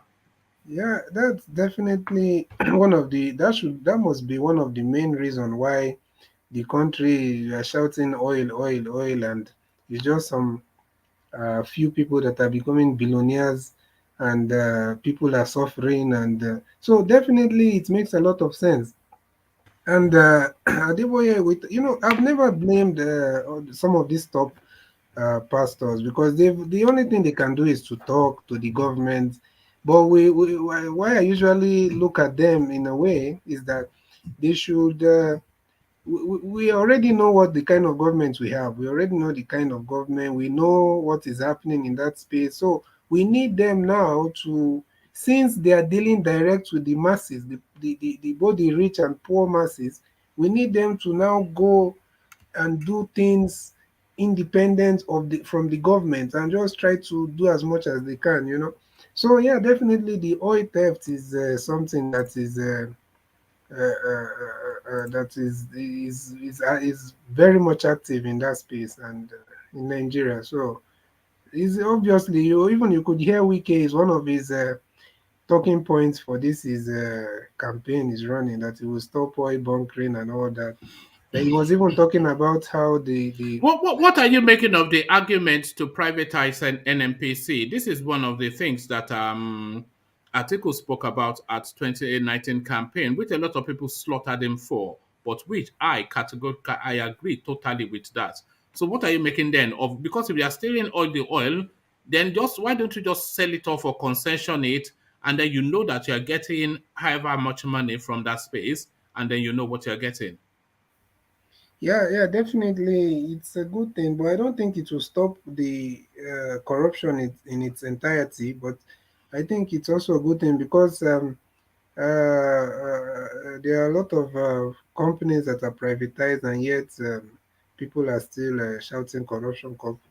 So yeah, it's I don't see anything wrong with it, and I also don't see it as a big deal. I don't see it like it would change. They just need a total corrupt-free system. That's why do governments even take over some companies in the first place? Is it not because they feel like those companies are not practicing correctly whatever they're supposed to be doing. So I don't, yeah, it doesn't make any difference to me whether they privatize it or it's nationalized. All right. Thank you. Let me take you to this space. Buhari. Yeah, let me take you to this space. So this is something that happened in Aberdeen in Scotland. It was just a lecture in one university, but then of course the topic of discussion was what really triggered the headline. Buhari used as an example of a bad leader during lecture at Robert Gordon University in Scotland. There's a little video clip that goes with this. A lecturer in a foreign university used the Nigerian president as an example during one of his courses. The lecturer at Robert Gordon University, Aberdeen, Scotland, was teaching his student a course on leadership. When talking about bad leadership, he used President Buhari as an example of a bad leader. He shared photos of Buhari on the screen alongside a message that reads, "Don't be like Buhari." So this is what made the headline, and there's a little clip that goes with that. Hopefully, I don't get kicked off as I play it, but here it is. In CBD. So anyway, we'll leave on that note. So there it is. So a failure both home and abroad. This is the Buhari narrative. What have I clicked on now? Yeah. Yeah. Carry on. Yeah.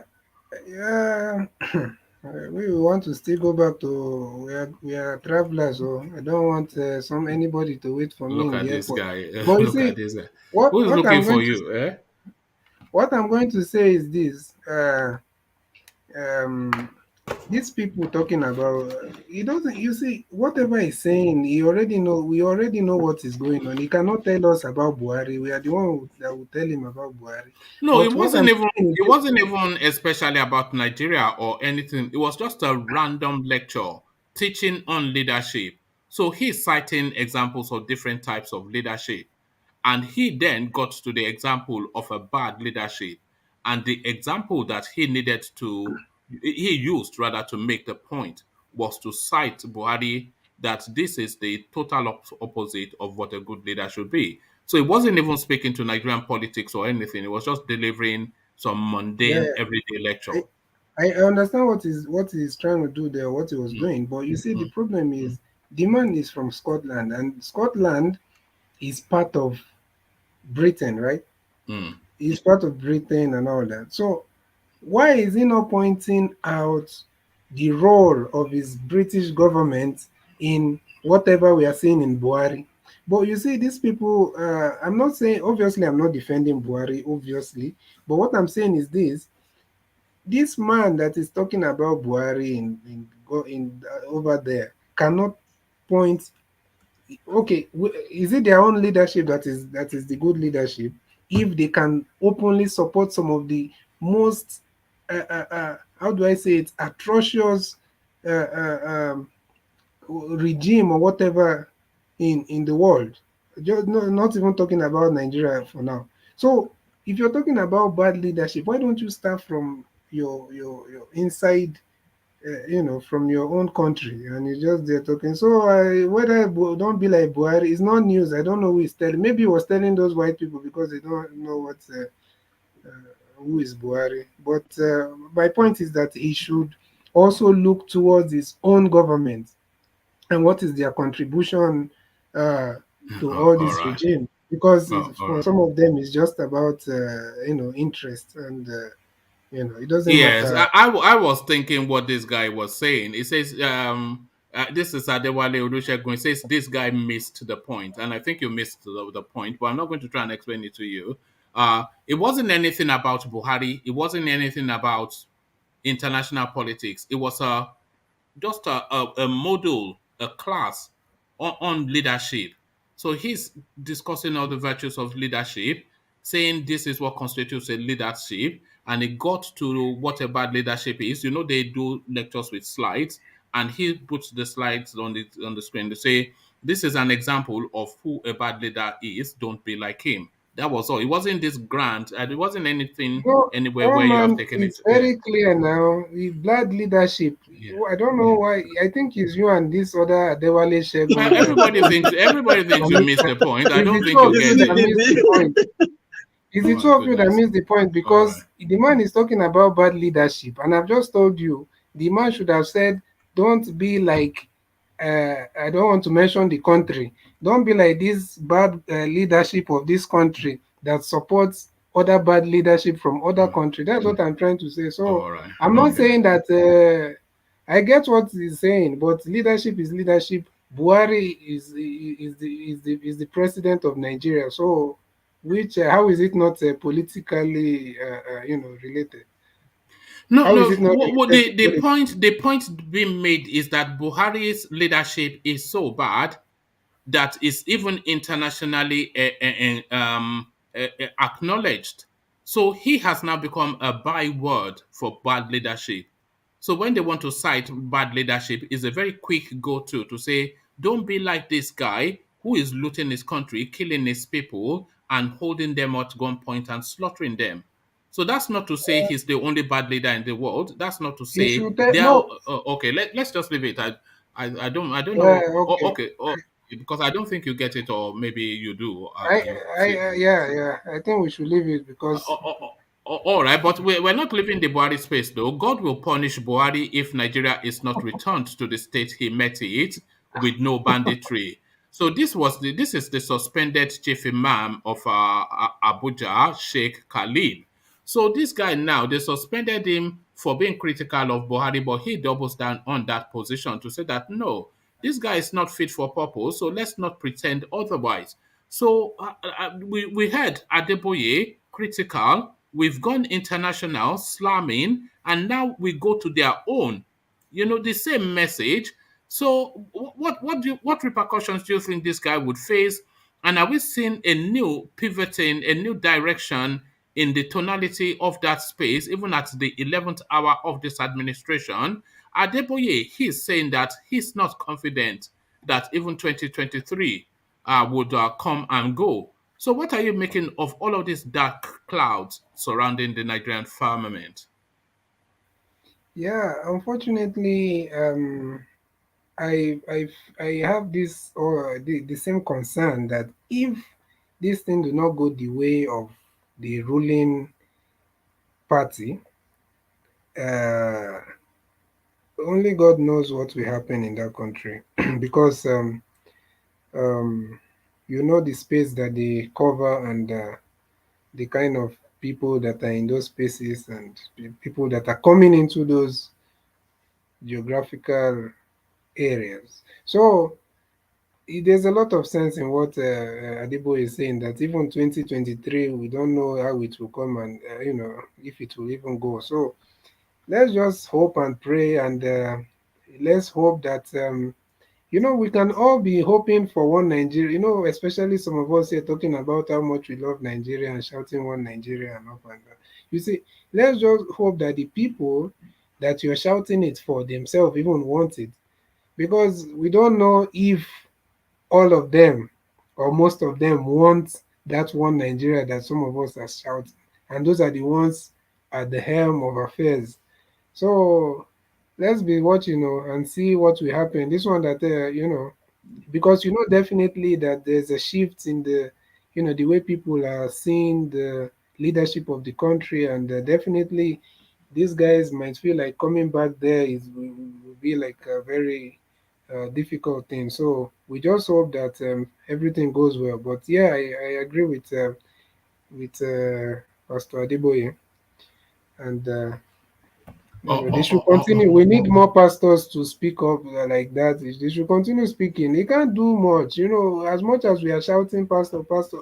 He can. What do you want him to do? You want him to talk too much so that they put him in prison or something. So he has to just be, talking once like this. The only thing when it comes to government, I don't go after pastors. I don't put it as a responsibility on them like that because they are also under the law of the land.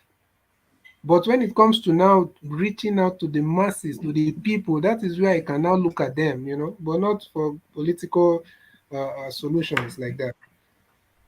All right, thank you, in CBD. In CBD, let me take you to the Shea Makinde space, but let me give you the fullness of it so you actually understand what he's saying. Nigerians are demanding that their governors play the role of chief security officers in their states. So Shea Makinde holding court.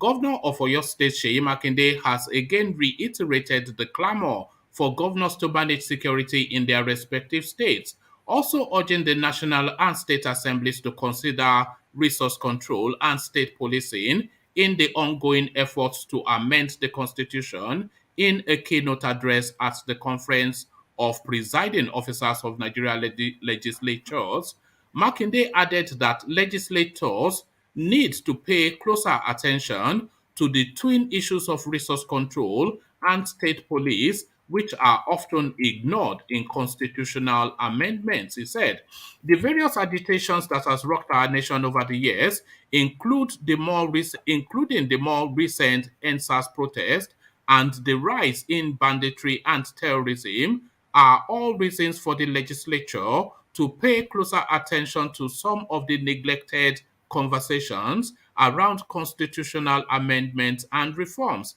Yes, each new assembly embarks on constitutional amendments, but the major reforms that will finally address many of the concerns that Nigerians have regarding how our nation works are often ignored. These conversations have become like the elephant in the room. Everyone knows it is there, but no one wants to acknowledge it. But the thing about elephant is that they can't be ignored for too long. They will move, and when they move, we will be forced to confront them. We don't have to wait to be forced to take action. Actions that are taken under pressure and without due consultation often fail to accomplish desired objectives. And so, it is high time the twin issues of resource control and state police are subjected to robust debate at the legislature. I believe that any assembly that puts those two issues up for rigorous debate and give Nigerians a fair deal on all counts will go down in history as the best assembly ever. If you read the pulse of the nation, you will see that everyone is tired of the status quo and they are ready for new vistas. Nigerians are demanding that their governors play the role of chief security officers in their states. They are asking that the governors be empowered to run the security architecture of their states. So that is what Sheyi Makinde has to say, and that is what I'm inviting you to respond to in CBD. Yeah, it doesn't. As much as I don't like Sheyi Makinde, what he's saying is the truth now. But this is what they also many people were expecting him to say during the time of Sunday Igboho and all those things that was happening. So he's waiting for everything to say. He's talking about actions that are taken when with rushing cannot provide desired results. No, now that he has been calm all those time, did it provide the desired result? So even right now, what is the situation of things? Maybe obviously there's a different, there is not like before, but as those reforms have still not been made in the state does not have control over their security system. They don't have state police. They have a Motekun that they are not allowing them carry weapons. So it's still the same thing, So what he's saying is good. Is good, but these are the things that we wanted him to say when they were chasing Oloye, Sunday go up and down. So yeah, they should continue. But that's what I was saying. That what he's saying is what he has not even said up to half of what, even quarter of what Samuel Otom has been saying. So when I saw my brother just shouting that the man is the best governor, the other ones, I was wondering, what did this man do? But it's good. It's a good thing. It's a good thing. It's a good thing. So they should keep on talking like that, and they should speak to the space. All the governors should also continue making it known to the federal government that they need to have control of their security system, and state police is the way to go. So yeah, they should. It's good. Okay, so to this CBD, EFCC finally speaks on Cubana chief priest arrest. The Economic and Financial Crimes Commission (EFCC) has issued a statement on the arrest of socialite Pascal Okechukwu, popularly known as Cubana chief priest. It can be recalled that Okechukwu was arrested by officials of the commission on Thursday last week after at rather the Muritala Mohammed International Airport in Lagos. He has been in the custody of the commission for 4 days now. Speaking on the development when contacted on Sunday, EFCC spokesman Wilson Uwejere confirmed that the club owner was in their custody. He said, I can only confirm the arrest to you, no details for now. He, however, failed to go into details of the case and did not disclose if the socialite will be granted bail anytime soon. Correspondents gathered that Okechukwu is being grilled on allegations of money laundering and tax fraud. He was on his way to Owerri when he was picked up. So the Voodoo Money space, these are all our Copacabana's boys, and this is a story that keeps recording. So this guy, he made the fatal mistake of flashing money at his mother's funeral. Quite a vulgar demonstration. I'm sure you agree that space, and that vulgarity now the Nigerian state recoiling from it. So this e-money now arrested, one of Cubana's boys. So that space now feeling the weight of the law. So voodoo money on CBD. Yeah, I think one of the things we are just focusing. I think if we are to agree, I think it's just that we are not. We don't find it wise the way they flaunt their money, right? Because if it's for who is stealing and who have stolen more, these people are not even in the top 100. Because the way these other people are stealing that are not even anywhere near Facebook or WhatsApp or what or Instagram, you're hearing billions. These are not the people that have stolen Nigeria money that is making all the masses to suffer. All these, if you put all of them together, starting from Hush Puppy and now all these people together have not made Nigeria what the standard of living. Are you saying it is wrong to arrest these Cubana's boys? No. It's not wrong to arrest anybody that is.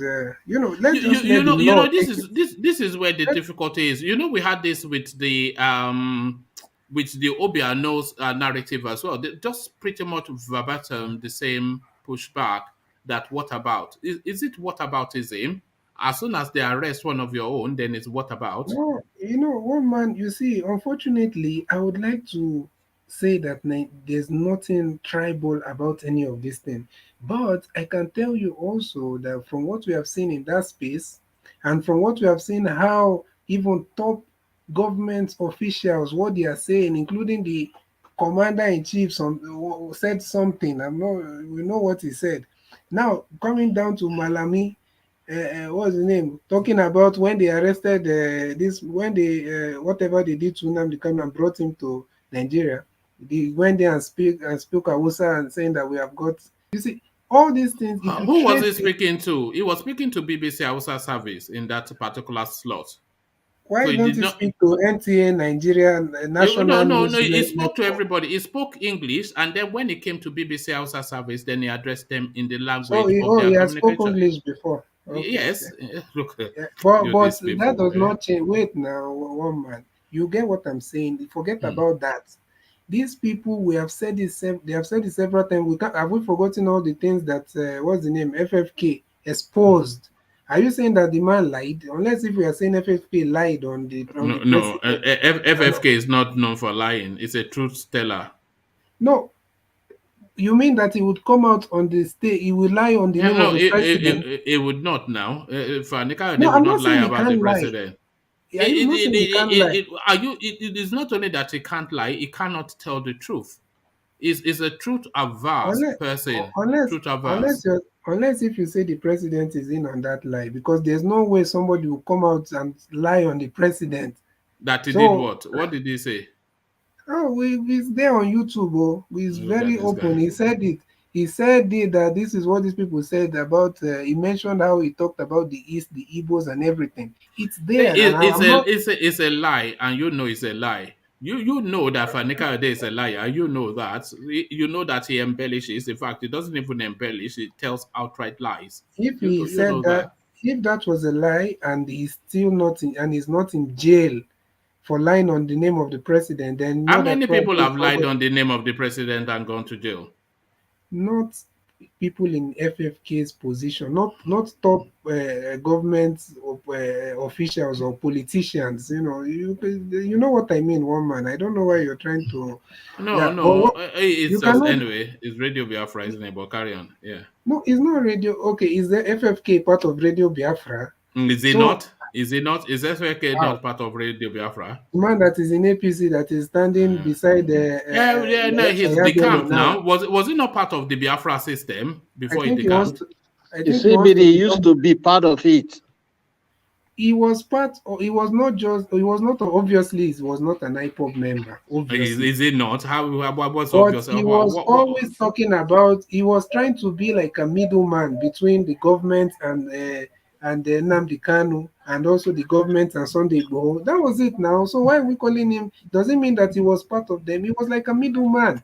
But, Everybody but saw what's that. I wrong know with you being people. what's wrong with being a black thing? That's the issue in Nigeria. See, that's the issue in Nigeria. That's why Nigeria can No, never work. That's the issue in No, Nigeria. there is no such thing as Biafra. Is the See, question? What is Nigeria wrong is a with it? disgrace. I swear to God, no, I'm he crying for can't be a Nigeria. It's a Biafran, disgrace. Jake. He Yeah, can't be a no. Biafran. He's Jake from the is West. asking what is wrong with being a Nigerian. Biafran. Biafra does not exist as a nation, so It's you gonna cannot exist be. soon. When Nigeria Yeah, start there, but Nigeria yes, can end soon. when it exists, then you can be, but you can't be now that it doesn't exist, can you? So that's just. Nigeria will last 10 years. Where I've seen things that are gonna last 10 years. Bet me. Or Nigeria. Yeah. My point is that obviously everybody knows the man is not in any of those group. He was not shouting Yoruba Nation. He was not shouting Biafra or IPOB. He was just like a middleman. So, and if you're telling me that he would openly, in that his position, this is not somebody like me and you here talking about.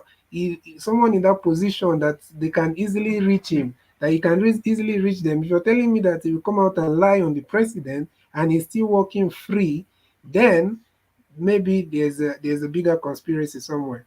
So, but what I'm trying to say is that these people, this woman, you have made me divert. I've No, even no, lost my train of thought for the first. But no, but yeah, just no, come no. back. You were speaking about Kobe Kubana and his bunch of drug dealer friends. No, one man, me, I'm not part of you calling these people drug dealer. They're gangsters. They are gangsters now. You know we are they are living gangsters. we are living in a country, in a society with law, and there's a judicial system. Look at this guy. As much as we don't have faith in it, it's still there, and people are depending on it. So if they find them guilty, they should carry them and they should take them to court. They should follow all the due process. And if they are guilty, then whatever should happen to a guilty person should happen to them. I'm not here to defend anybody, but I'm also not going to support the abuse of power or the manipulation of power, or maybe trying to look for public ratings and social media clout, going after all these people when we know that there are serious, more serious. Should they not have been gone after? Is that your position? They should go after all of them. That's my position. They should go after both the one on social media and the one that are not on social media. They should go after every single one that is that have questionable source of income or questionable wealth. They should investigate them all, and they should. Such as, does that include Copacabana and his boys? If I'm not the one investigating, no, and if you are saying people of questionable character, and there's no character more questionable than Copacabana and E-Money and D Daddy and all these people. How is it because of their name? Do they have? No, because they suddenly happened into space with $1 billion wallets, untraceable and unauditable. So sudden money, voodoo money. So is that not suspicious? Voodoo money. One man, you see, this money itself, total Yeah. is it the money itself? Mm. Bible called it mammon. So I think if you want to look at it in a way, there's voodoo. All money is There's voodoo, voodoo, Abi. Look at there's this guy. voodoo somewhere. The thing is that you don't do the voodoo, but the money itself, the force and everything, there might be some voodoo to it. So, but you see, these guys, you can't just judge them from their social media presence. You can't judge all of them. You see, most of these boys, most of these guys, they are in their early mid 30s, no older than late 40s. They were not known in space, so they're sufficient enough of an age to be known. And a lot of young people, they control stupendous wealth, but then the source of that money. But you hear a lot of these narratives. Invectors will be Copacabana, E-Money, chieftain priest or something. All of these people, the way they abuse money, the lifestyle they live, everything is just All this it points to criminality. Their whole presentation, their aura is an aura of criminality.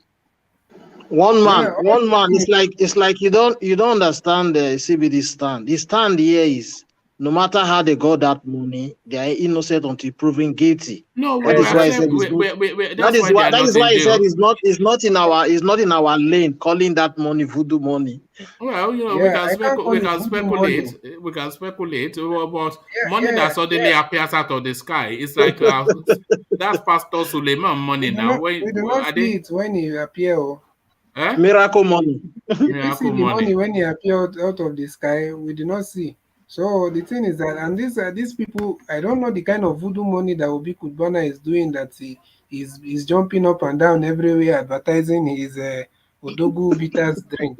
What kind of voodoo money is that? Is he not supposed to just sit No, down? that one is a cover. That's a cover story now. That's a cover Yeah, story.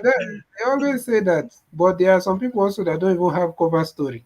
But the man is there. The other one, Cubana chief priest, the man is just busy opening different type of business every day. Now he has an estate in Asaba where houses is You know that the allegation is money laundering. That's money laundering. When you have dirty money and then you use it to establish uh to clean clean the money. businesses to clean businesses to launder Yeah, it. So that's money I get laundering right there. I get all that. I get all that. But you see, Mm. Oh, this one is where man, can I ask in CBD one question, please? Go on. this Yeah. is where we Yeah. live. In CBD, my Yeah, brother, I yeah. want to ask you something, and I want you to be honest, my brother. Mm-hmm. If you make your money in a legit and you work for your money, can you throw your money around as these guys are doing? How are they throwing it? I think the last time we saw them throw it was in the Obi Kubana's mother's burial. I don't know if they've thrown it again or since then. You can tell me So because the only, that doesn't call for a question. Can you throw your money that you work for legitimately and legal? Can you throw your let money me. out like that? So you mean the people that are throwing money all over Nigeria, spray maybe in weddings or He will birthdays or never answer parties? you. Don't waste your Are you time. saying no? No, yes, you can. If that is the question you want, you can spray money if you make it legitimately. Are you It saying is that your money, that is right? Is it not that your is money? no, it's not even that's not even what I mean. You see, Yeah. that is You the can decide to do tradition. whatever you want to do with your money. That is the tradition of the Nigerian space. Give it to Even the poor poor, men, give it to even poor anywhere, men. or dash it to anywhere, throw it anywhere, or even burn it. Is it not your money? Who is coming to ask you? Vin, you see, even poor people in Nigeria, if they go for parties, go for whatever, if they have 10,000, you see them going to spray somebody or going to pour. So these guys are spraying according to their own capacity. But is the part of spraying, why are you vilifying it? Why are you demonizing it as if it's not something that is done across the entire southern, even north, I think, of Nigeria? Are you not seeing them in the parties in all those Owambe, this thing they do in Lagos and everywhere? Are you not seeing them spraying money? So why is it that? So that's what I'm saying. I can't use that as a reason or as my stand that these guys are doing are getting their money in a bad way because they sprayed money. They sprayed money in a burial ceremony and the party. So you don't answer my question. I'm pointing to you as a person. If you make your money legitimately and can you spray it how these guys are doing? I'm not talking about Cubana. You as a person, that's what I'm asking you, please. If I can spray my own personally. Personally. Put yourself in their shoes. If you make your money legitimately, can you throw it out as these guys are doing? That's what I'm asking you. I will spray it because as a donation. You are trying to exonerate them that the money is not voodoo, the money is pure. I'm not saying that. I don't know where I'm trying not to go into all that because I'm not saying I'm talking about the act itself. I will spray it, yes, but I will spray it as a donation, not as throwing it away. If I'm going for a party or as my own contribution, if I'm going for a party that people are supposed to, do something for the so guests. You don't concede that this guy is a gangster. You don't concede that this character is a gangster. You don't concede that.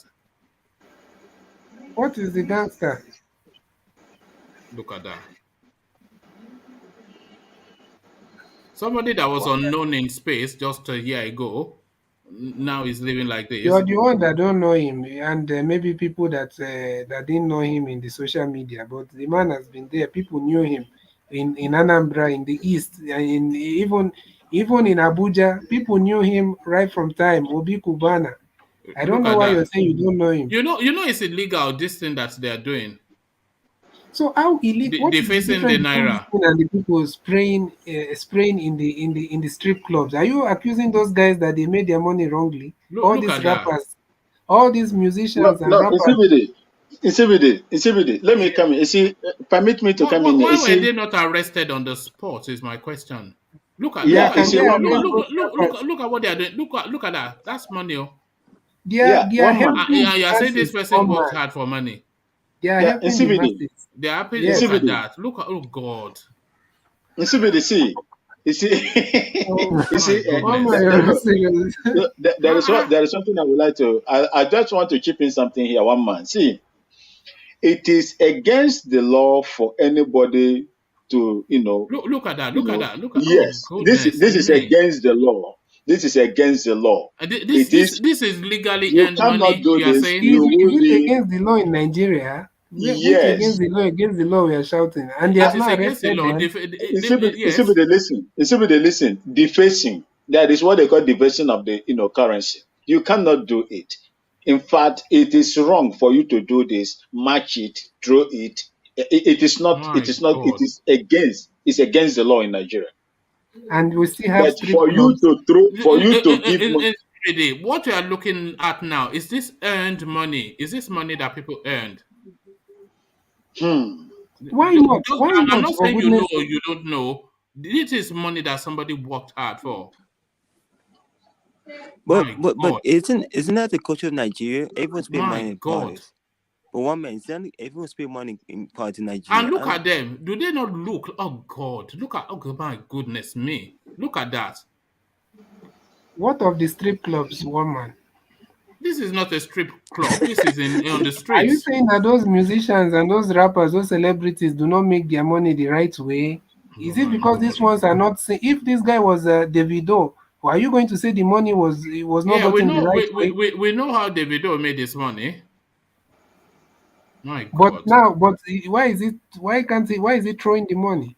Is this not ugly? What is this not ugliness? Is this not vulgar? My God. Mama, you're not serious. Leave our Are you seeing what I'm seeing? One man, let's God and allow the law. Allow the law of the land to take its course. If they are guilty, let them be punished. If they find them culpable, I will support for their punishment, and it must cut across the whole nation. Nobody. For me, I don't like. And when they arrest them, they will say it's because they are. They will take them own. No, they will take them own share. Even the people that are arresting them will take them own share and allow them to go and remain enjoy bail forever. It doesn't stop, or they continue. Look at that. Oh, maybe so. No. One man, can I tell you the fine of defacing Naira? Where are these people from? Look at that. Look Have you at seen that. the Oh wedding my of God. that Yoruba? What is the name of that Yoruba actress that did wedding the other day? Didn't you see them spraying her bundles of dollars? So why are you not bringing that video for us, one Is man? this her? Look at that. That's money now. You Look should at have brought that and video also. you are saying somebody went to A work cast hard for this across. money. I say a cut across the whole nation. So Wow. why are you The people wedding in the targeting? Kano, the wedding in Kano are where they threw dollar Thank in you, there. Those thank you. small children, no Um, dollars. In fact, inside the presidential, they were Wow. throwing dollars and everything, not mm. even Vin, naira. So Vin, if you are Vin, can I make a comment? Can I make a comment? This For is Why is it mommy saying water money. Mommy water money. for defacing naira in Nigeria, do you know the fine? 3,000 naira. That is the fine. Go and check. For defacing naira, if you are arrested, your fine is 3,000 naira. So these but people, I think there are other points. There are other points too to it. I think either both fine and jail. I think about six I no, think months or this one was the one year. no, that my was brother. It is 3,000 naira. Go and check it. 3,000 naira fine. I'm not sure you are right, Thomas, but I am I don't right. think so Go and because check it. if they give you fine, listen, Thomas. There must be some points to it. If they give you fine, it's either option of fine or both. Vin, I'm telling you this. If I'm right, come and throw tomato at me here. It is No, 3,000 I can't naira. throw tomato on you now, Ava. No, I'm just saying the fact. This is the fact. Because 3,000, how much is 3,000 naira? So they can do it. They will pay 3,000 naira in Wait, 1,000,000 times. So one, that one, is why Okay, these are some of the things that the law, these are some of the things that the parliamentarians or the legislators are supposed to do. Some of these things should be, those laws should be reviewed. When but somebody defaces a currency in this manner, I don't like it, whether they are Igbo, whether they are Vin, Yoruba, Vin, whether I'm they anywhere. confused. Vin, I'm hold getting on, confused. Charles. Do you approve of what you just saw? What you just saw there? No, I'm not poor. I'm getting confused. Doesn't people? Isn't it Spain more the culture of Africa? Isn't that the culture of It's Africa? not. No, that's not a culture of anybody. I think that might well be an Eastern Malays. I've never No, seen no, that before. no. No, America a does cut that too. across everywhere. I've never seen that before. No, rappers do One that man, you too. know One that's man, obviously did you you know watch that's the an obvious wedding? Did lie. you watch the wedding of that Actually, young boy in Kano? Did you watch the wedding? They were throwing dollar talking about inside the Kano, they private, do this that the every jet. weekend in. They The do video this is every there. weekend Okay. in the southwest. You're talking Okay. about Kano. They do So this that every me week in the south. my own issue is that CBD. My own issue is this: if you are going to continue to do this, then people will begin to kick against it. If you are going to do it to Mr. A, do it to Mr. B and Mr. C. That is my position. And for me, I wouldn't like anybody to deface the currency of a nation in this manner. It is not proper until Biafra comes. This Biafra. thing must not happen. Where is it coming? But how do all these people get this money from? Why No, do that's what government? I'm saying. It's drug money. Did you not hear what I'm saying? They're gangsters now. They probably got from Malaysia. Yes, you know what goes on in Malaysia now. The runs boys. Look at that. You see me they defending the indefensible. But No, I'm not uh, defending. No, I'm only talking that we should let the law take its course. Oh, you see, but there it is. Thank you, Insibidi. But let me go on from you, Insibidi, to Thomas, as we seem to be hemorrhaging now people from. So we might well almost like certainly shut down earlier than normal today. So, Thomas, let me take you to Sheyi Makinde and his commentary. So I've read it out twice. So you've heard what he has to say. How do you respond to that? So he's saying that the citizens are demanding that their governors play the role of chief security officers, but the governors are not equipped. So how is that resolved, Thomas? everything the guy said is pointing to restructuring. It doesn't but he didn't say it. That is restructuring, because he said let the region manage their resources, let the region produce their policing. So that is automatically restructuring. That is what people are asking for. I don't know why it's difficult for them to restructure Nigeria. Let's just do it. We are just talking about defacing money now. You can imagine 3,000 naira. If there is a law that if you deface the naira, you are going to jail, no fine, nothing. I'm not People sure will that sit right. I'm not sure you are right with that 3,000. That doesn't sound right to me. But one man, go and check it. If I'm lie, do anything to me. You can even ban me on this network platform. It is 3,000 naira. Go and check it. One man. I'm saying this. The world is listening to me. I'm the one speaking. Thomas, it's 3,000 naira. I know what I'm saying. So I'm not sure you are right. I'm not sure you are right. I am very right. One man. Try. Check your Google. Nigerian Constitution, check it. Let's just move on. All right, just stay there for a moment. Jail term for abusers of a naira note. So it doesn't sound right. Let me just say what this says. The Central Bank of Nigeria organized a CBN fair in Calabar the other day, where it used the opportunity to create awareness and sensitize the public on the appropriate use of the naira, Nigeria's legal tender note. CBN also cautioned Nigerians against abusing the naira note, warning that anyone caught would risk 6 months imprisonment or pay a fine. Guess how much, Thomas? How much? 50,000 naira. So 3,000. I don't know where you're getting that from, but it's not from. Yes, I hear. Let me finish. I hear it when they are deliberating this defacing of naira. On Arise News, don't worry about that. Don't worry about that. Yeah, they said it's 3,000 naira. It is not. It is not. But one man, let's just 50,000 naira. How much is 50,000 naira? So it's still not nothing. It's still nothing. But Ruben Abati said that it's 23,000 naira. Maybe they have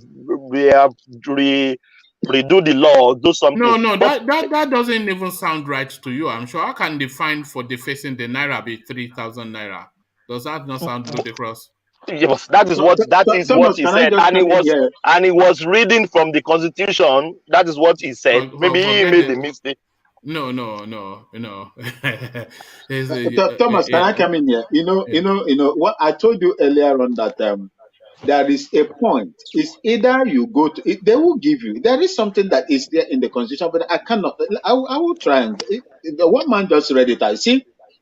Once you are caught, there will be a penalty and a point. Some point. Either you pay the fine, or you go to jail, or both, depending on what the judge rule against you. That is what I know. But that 3,000, I've not heard of it. 3,000. No. Thomas just made that up. But I carry on. I told you where I get my source, and he was reading it from the Constitution. That is what I said. Hold on. He was not reading it from the Constitution, because this quote is from the Constitution. It gives us sections, subsections, and everything. It says the law in section 5I goes further to define matching to include spraying, scattering, littering of any surface with any naira or coin, and stepping thereon. So it gives us the legal backing for it.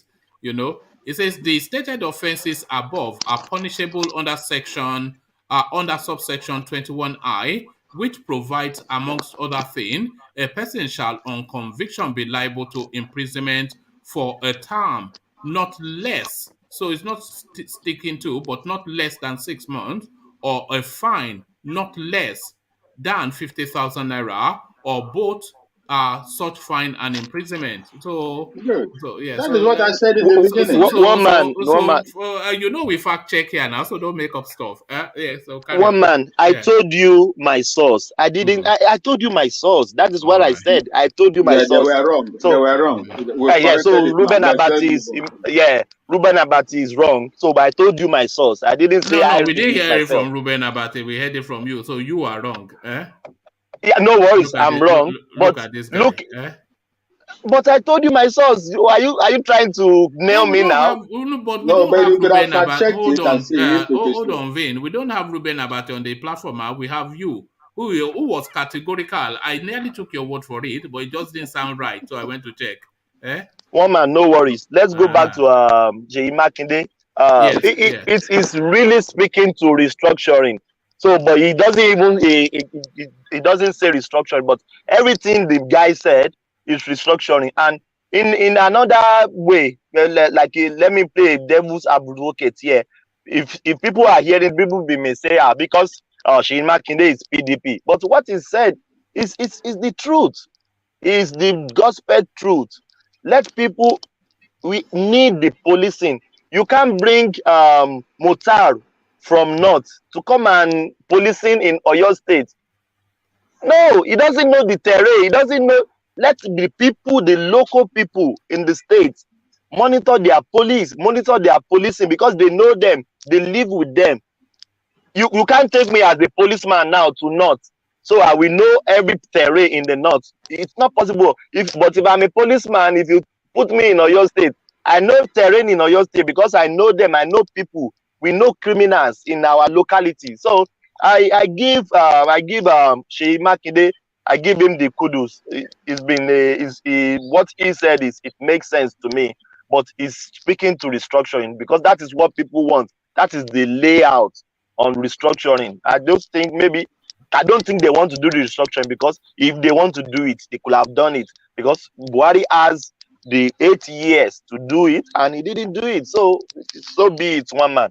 Let's just move on. All right, thank you. All oil theft pushing Nigeria into bankruptcy.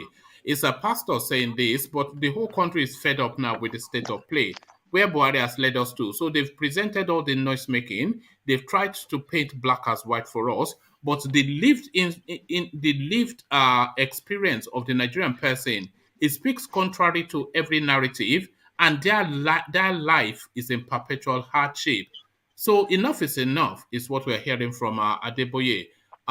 Is the headline again, oil theft pushing Nigeria into bankruptcy. Pastor Adeboye speaking, but what are you making then of the preacher man's words?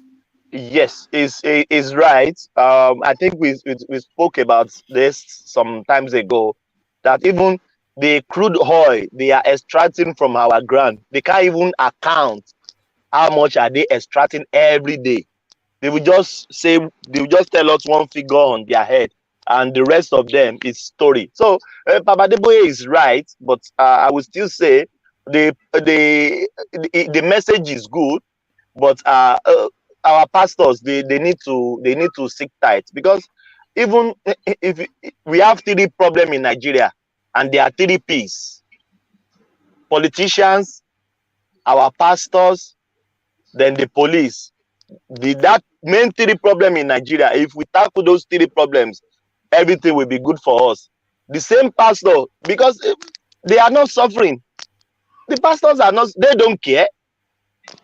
They will tell you, their church member, God told me, everybody in this congregation, empty your pockets. God told me you to empty your pockets when you are going. The pastors are not lacking. They have everything. Name it. Helicopter, plane, jet. Their kids never work in any parastatals. They are flying jets, flying this. So I don't. If they make pastors sometimes, I said let them just park somewhere, because they are some of their problems in Nigeria. We can account it to them as well.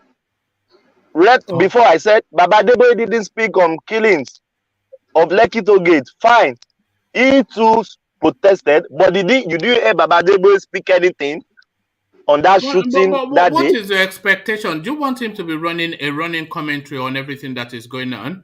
I can go and bring the clip, or if you want me to do, I can. So I totally agree with you. So what do you want him to do? I saw the video against police brutality. He came out as a senior person to say, I am backing this. So what more backing do you want him to give the protest? One man, I'm still insisting on what I'm saying. Yeah, Baba didn't speak anything. What do you want him to do now? Baba didn't speak on that killings, on that shooting that day. Man. That's ludicrous. He already came out. What by him coming out to protest, is that not in itself speaking on the killings? One man, Did the protest Baba did he do it after the killing or before the killing? I don't know this. I just want It to doesn't confirm this. matter. It doesn't matter. That protest, it covers all of that conversational space. It's not running a running commentary on every activity that took place in that space. Him coming out in the middle of that protest is essentially backing and supporting the protesters. So whatever the protesters then stand for or face, he stands with them. So he doesn't have to come out to speak about the killing when he has already come out to back the protest. Do you not see that?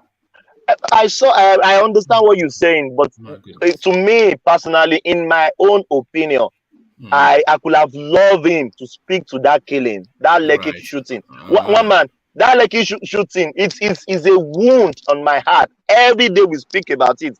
Every day I think about that shooting that day. Is a really wound in my heart that Nigerian government can go after the young and shot at them, and nothing has happened till today. Nothing. Nobody has been prosecuted. Nobody has been prosecuted. So you can see this Malam we are talking about, the one they suspended. He speaks. He doesn't care if they suspended him. After this, they suspended him. The man is still speaking. I want our pastors too. What did he speak? What did he say about 10 SARS, this Malam that they suspended?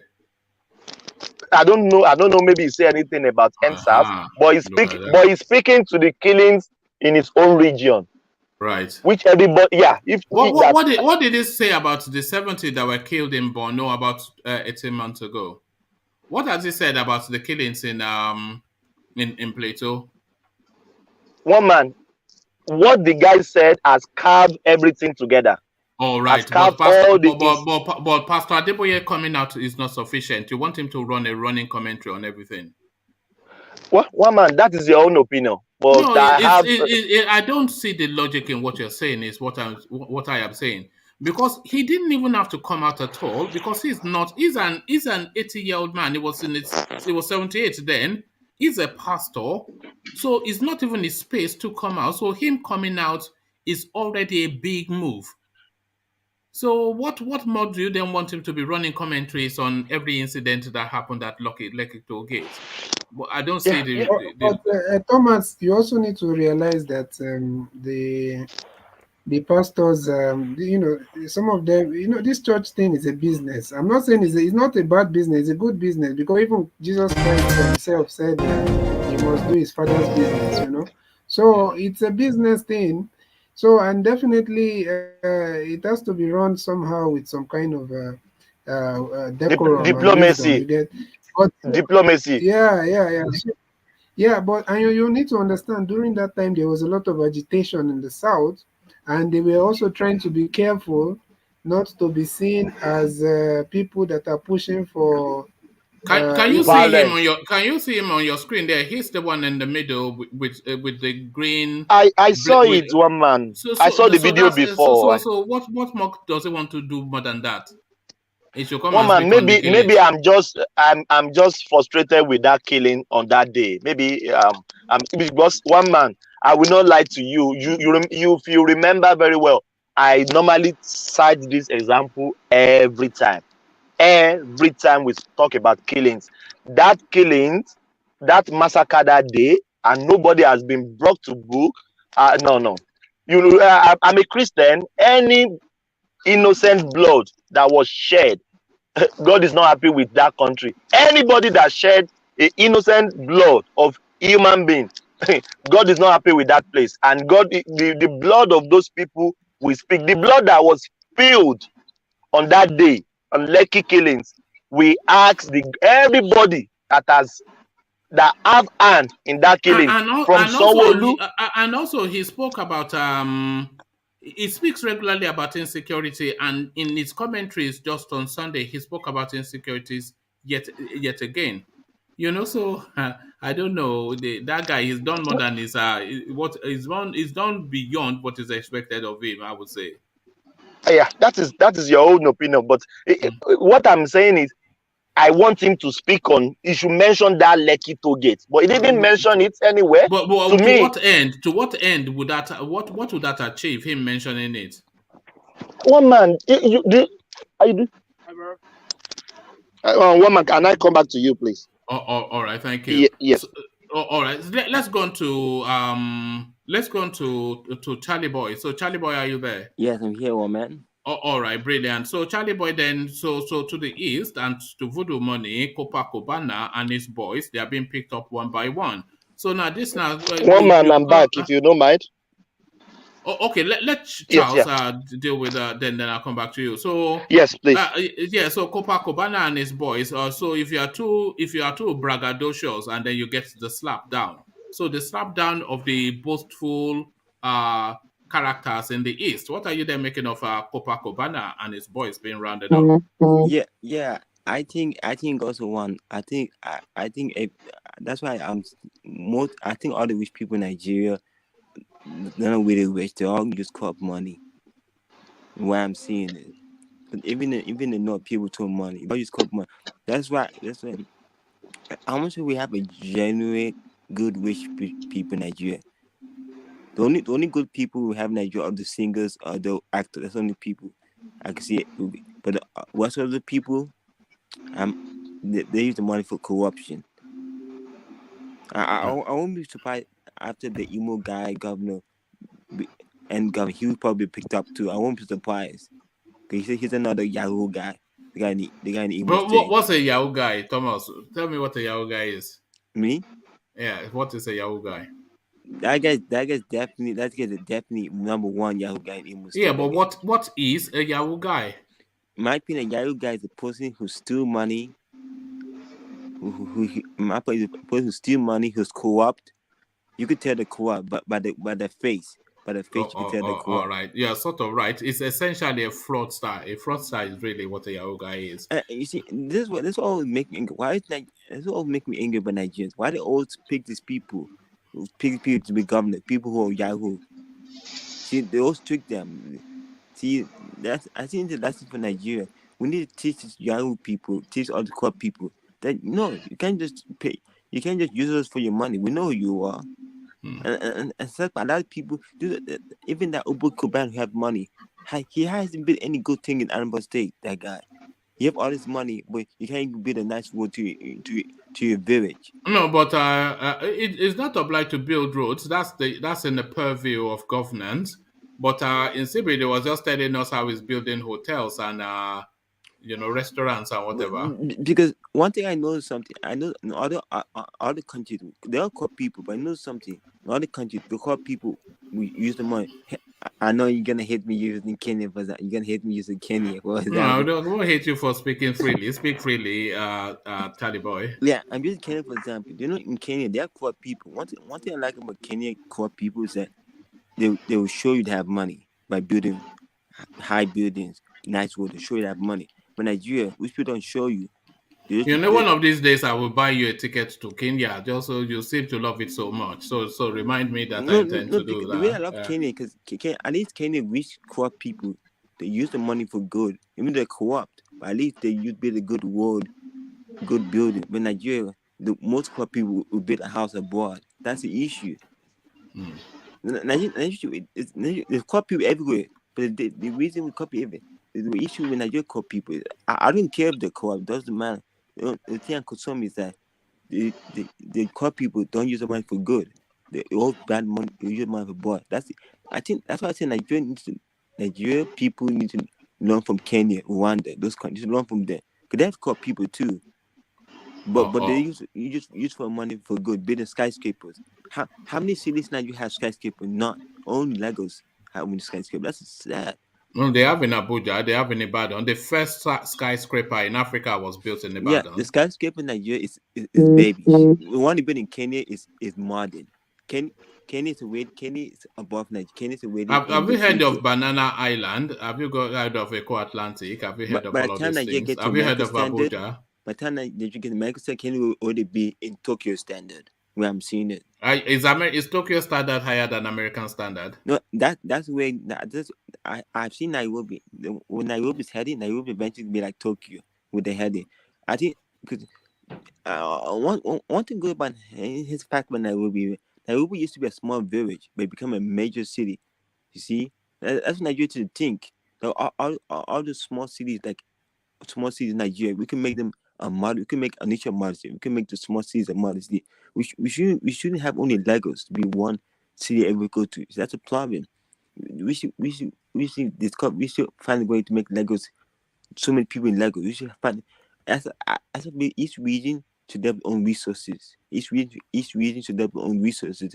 Their own resources by developing their own area. So people have to keep going to Lagos. But that's not good for the economy. If we want to make a city, that's why each region should have their own resources, they have their own thing. I also Yobo, because it's like even Yobo, like even Yobo, Lagos only go see the Yobo land. But I think each Yobo government should have their own city, their own town. So people have to stop going to Lagos because it's not good for the economy. If one major city, that's the issue. And that's the issue. And ask me that the North Nigeria realize the North is a blessing to Nigeria, but not to realize it. It will not use the research. Nigeria could be the richest country in the whole world. Nigeria could. The North has so many gold, so many massive land. It's just that the killing is the problem. If the not figure out the killings in Nigeria, figure out the killings there, Nigeria could become the richest country in Africa. It could. That God bless Nigeria with some research. Just our leaders are not thinking. Our leaders are not realizing that we could easily become the powerhouse of the world. We have the brains and the power. God bless our people. Our people are from Israel. I thought you used to slam them all the time. Now you are saying God bless them. I thought you said their brain is dull. No, I'm saying our people. I'm saying our people smart. I'm saying we should realize that we're God blessed by God. I think we are the tribal. I think all Nigerian tribal lost tribal Israel. I think we are because we're similar to the Israel. We have the brain similar to the Israel. It's just that politicians don't think it. They go abroad for checkup. The kids go abroad. What the hell? What the hell? A party go abroad for a checkup when it could be a nice hospital in your country. I think our image is affecting Black people in America. You see, we Africans understand this. We African leaders are affecting the Black people in America. We're affecting them because they'll be discriminated more. Black people in America have to take their own destinies into their own hands. But the thing I'm saying is the truth. Yeah, I'm saying. See, you understand what I'm saying? Is that what they are telling you? No, I'm saying the image African leaders, bad image, it actually affecting Black people around the world. You see, if African leaders have a good image, actually help Black people here a lot. See, image matters. All right. Thank you, Charles. So, Charles, let me get back to Thomas and have him round off his thoughts on the Adeboye space. So, Thomas, are you back? Yes, I'm back, please. Sorry for the interruption. No, that's fine. Yeah, go on. Yeah. So, to me, I expected more from Baba. But if you said what the protest he did, it's carved everything, what happened? No worries, but I expected more from him to speak. And often we saw Baba going to Aso Rock. So going to Aso Rock, we don't know the intention going there, but I know he should speak to Baba Buhari because we saw him several times. At least I can count 3 or 4 times he has been to Aso Rock to see Buhari. But maybe Baba Buhari didn't heed to his advice. But I know all these big pastors, they have the politician tends to respect them in one way or the other because they know when it's time for politics, they also use them to canvass votes because these pastors, they have more followers. But Baba Adeboye, he has spoken very well. What he said, there's not wrong what he said.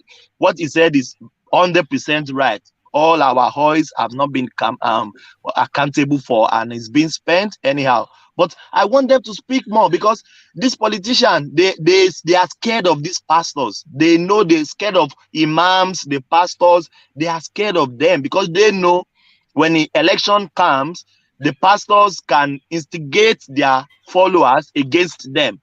So and on the spiritual aspect as well, they are scared of them because they know if they say anything, these pastors, they hear from God. Give Baba kudos on, but on that answers, I'm not still very good about that because I expected him to speak more because even the what happened in Lekki happened in Baba's domain.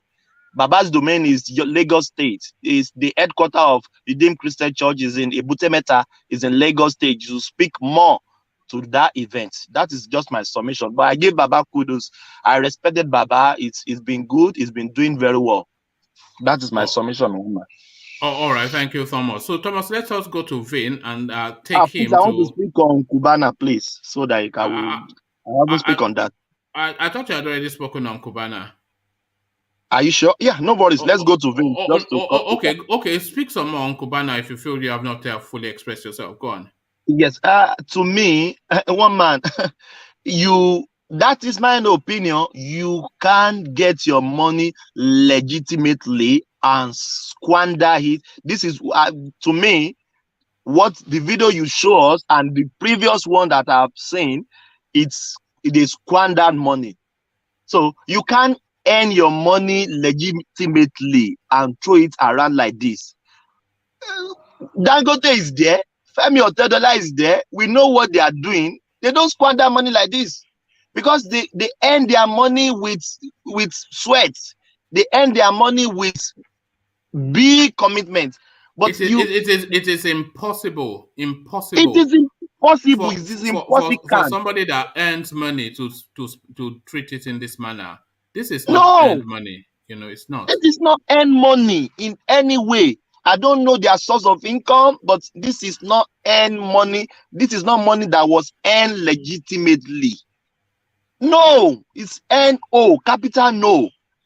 So sometimes if you talk about corruption, if people will say, oh, now we are exercises, I can see they say, oh, they are coming after the East. But let's call the spade a spade. If a Northerner is a criminal, let's call them criminal. If the Southerner is a criminal, let's call them criminal. Because look at this. You can't earn money in a legit and you earn your money sweat.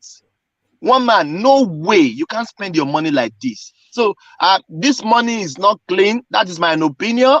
Everybody else can have their opinion, but these monies are not clean. You can't earn your money and squander it and ruin it in this manner. That is my submission, one man. Thank you. Thank you, Thomas. So Vin, are you there? Yes, please. I'm here, one man. All right. Thank you, Vin. So let me take you to where Thomas just left. The Cubana guy and the narrative around his bunch of friends. They are being picked up one by one by the EFCC. And we've seen clips. That's not, I'm sure, the first clip you've seen of him. Would you concede that money earned legitimately is not treated in that manner? Would you concede that as a starting point? I will not concede to that fact that if you earn your money legitimately, I think you have to be disciplined on how you spend your money. But we have individual differences, and everybody will act the way they deem fit to themselves. This issue of money, trashing money, spraying money around in this way, stepping on it, I am totally against it. No matter which currency, Nigerian currency, Ghana CD, or whichever currency, you throw them in this manner, I would not like it at all. This is, for me, like the Igbo people will say, it is an abomination, for anyone to see. Just imagine. Okay, so this is what I would tell you. Since they've been arrested, I would say, let the law, take its course on them, and there must be given fair hearing as well. If they are found culpable, one man, I support their prosecution and everything, and anything that is going to pass on them, because as it is now with what they are doing, this is just ridiculous, my friend. It's ridiculous. Yes, I'm not sure why you would not concede that money earned legitimately should not be treated like this, because anybody that's ever labored for money would never ever treat it like this. It's beyond obscene. Yes, to add up to this, what I have said, we had a guy here in Ghana. They went to a particular place, I think in Togo, and did what they did over there. Came here, and the directive from the juju man, the juju woman or juju man or whatever, was that if they give you, if the money comes and you have 1 billion, that 1 billion must be spent that same day. You will not take anything home. And when you see them, they will be throwing that money everywhere in their car, open roof. Then they will be throwing the money just to make that money, that money will not reach the following day. Otherwise, they will pay the consequence. Then the other one was, he was meant to be sleeping with, I think, a spiritual mermaid or something like that. And he was confessing, when the thing became too much, he was confessing that the mermaid has not been allowing him, to have rest of mind. Sometimes they go as much as 20, 30, 50 times.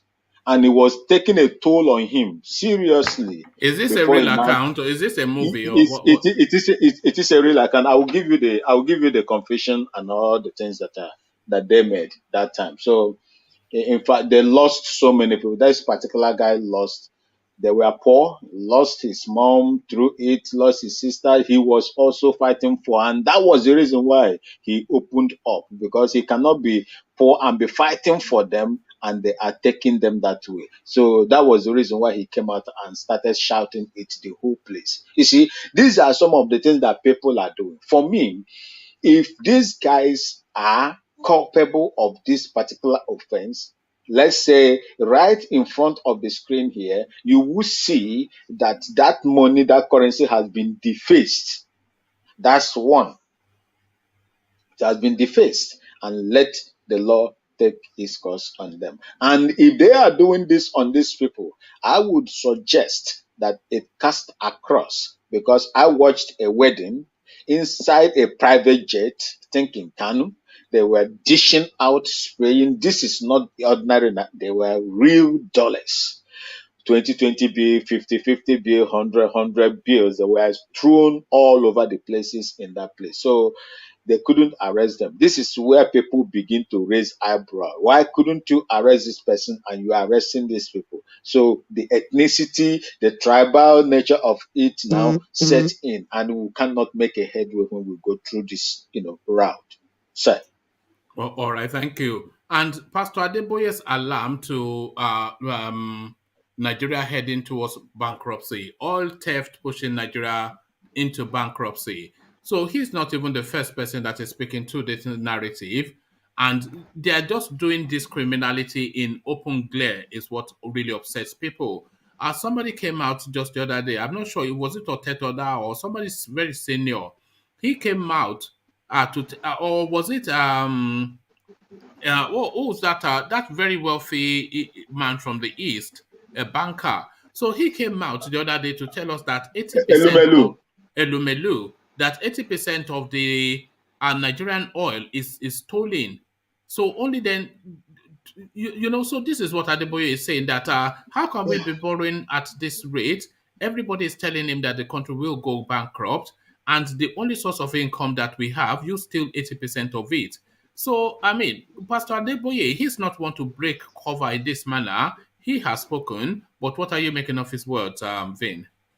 I think Pastor Adeboye, I salute him. For this kind of courage he has summoned this time around to make known what other people has been saying. He is a man of God. They take time, analyze things, and before they speak, because of the position they are occupying. Now, like I said earlier on, that this man has been visiting Asorok. He has been visiting Asorok. I believe that most of the suggestion and advices he has been giving to the president in Asorok, or whoever that is in Asorok, is not yielding any fruit anymore. Things are getting worse by the day, my brother. People are killed and slaughtered by the day.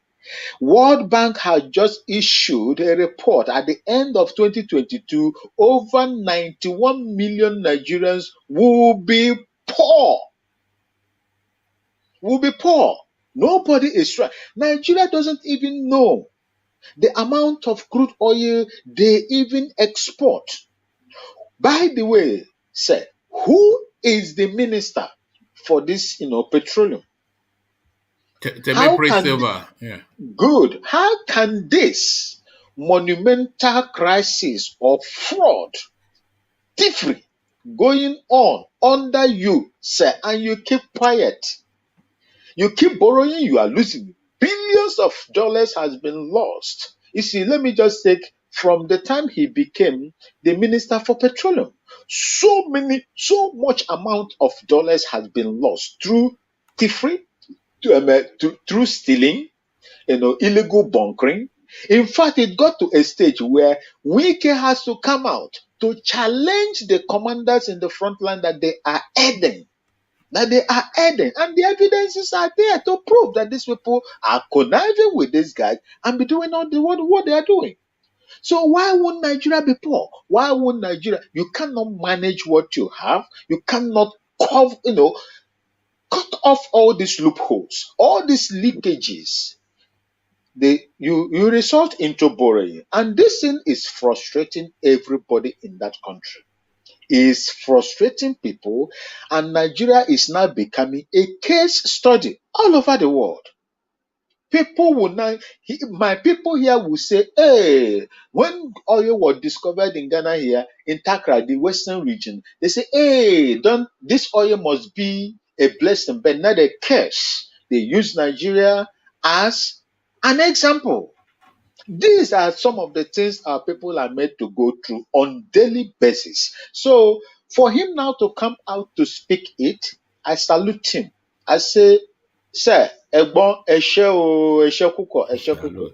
Look at this man. Where's your license to be? You know I can find you if I can find you CDs for that. Look at this man. He's speaking Yoruba. Eshe sir, Eshe go, Eshe sir. So this clip that I played earlier, I'm not quite sure if Insibide understood it. Buhari used as an example of bad leader during lecture in Robert Gordon University in Scotland. So this was a lecture just on leadership. So it wasn't anything to do with politics. It wasn't even essentially critical of Buhari, although it was critical.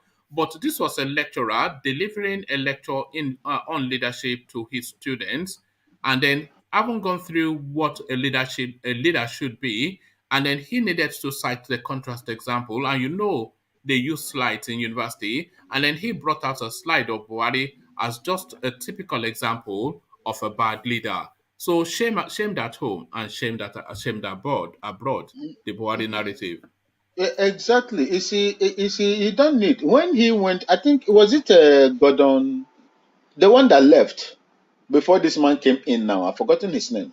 Yeah, Gordon Brown. Yeah, is it okay? The time when they were having it was that, actually Theresa May, but I think you're referencing Gordon Brown. Yeah, the one that told the world, not knowing that the cameras were on him, that no, that was David Cameron. Oh, good. Yeah. Then Nigeria is fantastically corrupt. And when you go to, I think, is it in one of the universities in the UK, it was all over the news where they were using Nigeria as a case study as well. You see, these are some of the things, like I said earlier on. The leaders we have in that country has made Nigeria an object of caricature. They have made both Dick and Harry will stand to Nigeria and begin to talk rubbish against that big country. Now, who cause them? No be juju be that. Or it be juju where they do Nigerians, that they cannot come out and condemn. Do you want to tell me that these things that are happening, bad leadership? I heard some people go for course, I think 6 months or 1 year course on leadership. They do that, I think, in Harvard. Leadership course. How can people in Nigeria, look at most of this thing that is happening and they, face it and speak where they're supposed to speak? Nigeria has been mocked all over. The travel document is, regarded as anything that worthless. People don't value it like it used to be in the 670s, even early 80s. When you present your Nigerian passport, people begin to ask you, where? Yes. Oh, Nigeria. Ah, Nigeria. Yes, Nigeria. People were running from Ghana here to Nigeria to if as common as if get me. But today, we are running away from there to Ghana. We're moving away from there to Cameroon. We're running away from there to Europe. Because why? There is no good leadership. That is exactly what the man was saying there. That thing hit Nigeria on the head. Because it hit Nigeria on the head. How can you have good leaders, my brother, where people are being slaughtered on daily basis? How can you have good leadership in Nigeria? There is no insecurity. You cannot travel by air. You can't travel. If you travel by air, you will be before you will be praying to God for you to land safely, because these guys has been equipped to even bring down aircraft. You cannot travel by Can I say something, please? Yes, sir. Our people in Nigeria now, they are moving to Ghana. Genevieve Inaji, that actress, Yes, I saw she it. moved to Ghana. Big house in Ghana, mansion. Mike Adenuga, the Glow CEO, he moved to Ghana. He's living in Ghana. Is he? Yes. Oh God. Mike Adenuga is living in Ghana permanently now. He visited Nigeria. Where did you hear that? Is that where you got the 3,000 naira fine from? Oh no, one man. Let's be candid here. But Vin, did you hear about Mike Adenuga and Genevieve Inaji? I will tell you today. I love my Adenuga, the Glow man, right? Yes, the Glow man. His telco here is one of the cheapest, and I believe that is one of the indigenous African man coming from Nigeria with very good, plan on how to. Where are the nice places to live in Ghana, Vin? Because there are so many. I wouldn't mind living in Ghana if you have electricity and you're safe. Is it safe? And where's nice places? You see, I'm not telling you that Ghana is 100% safe. Let me just tell you, we are what about level of criminality? What sort of crimes do you have in Ghana? Yeah, you see, we have people that still, we have the same. In fact, recently they've started attacking bullion vans here as well. But immediately they did that, these people were men in uniform that did that, and they were arrested within 2 weeks. They were arrested. Do they break into houses? Do they break into houses in Ghana? They are afraid to enter into houses. It's not common. It's not common. And taking of your mobile phone on the road, and their you see, their own is that we are in the stage where they will ask you. You, the owner, will be inside your room and ask who is there. Then they will run away. That is how the level. What's the gun crime level like?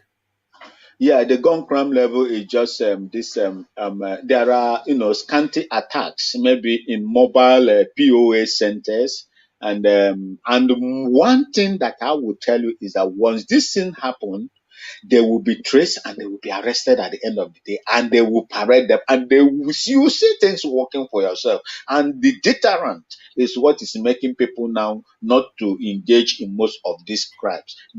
Our level of crime here in Ghana is very, very low. One man, I'll tell you, I can take off from Accra by 8 o'clock in the evening and travel about 18 to 19 hours to my hometown without nobody telling me, hey. Even the police will not even tell you, hey, because we know, most of us, everybody knows their rights. So when the police arrest you, when you are faulty, you know that you are faulty. How safe is Accra? Accra is very, very safe. Accra is very, very safe. You can stay in Accra for the whole 1 month. You have not heard any crime committed in Accra.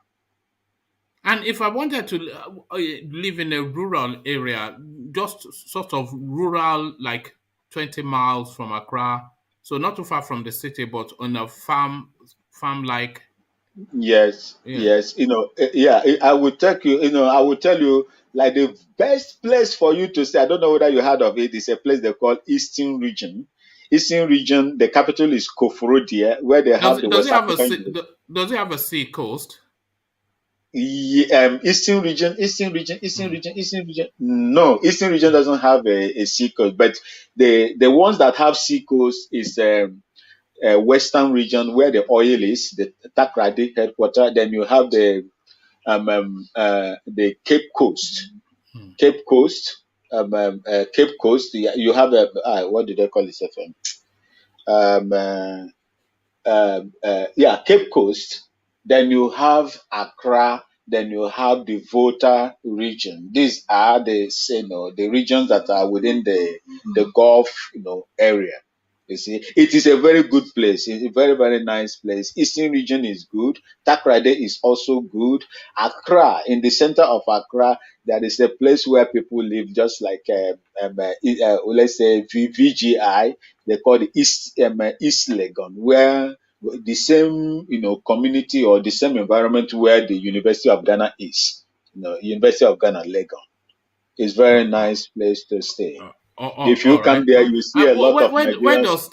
does Stevie Wonder live? I know Stevie Wonder lives in Ghana. Do you know where he lives? Is it Steve Wonder? Yes, the one with no the blind man, the blind. I I don't just know. called to say that Yeah, one. I know the musician, but I do not Yeah. know whether he lives in Ghana. But the No, only he's been living one. in Ghana for decades. Oh, okay. I don't have that. I have not read across that. I don't know. I'm not aware of that. But the only person I know that lives in Ghana here that they have a house here is the wife of late Bob Marley, Rita Marley. They have a house, a very big house in a place they call Akosombo.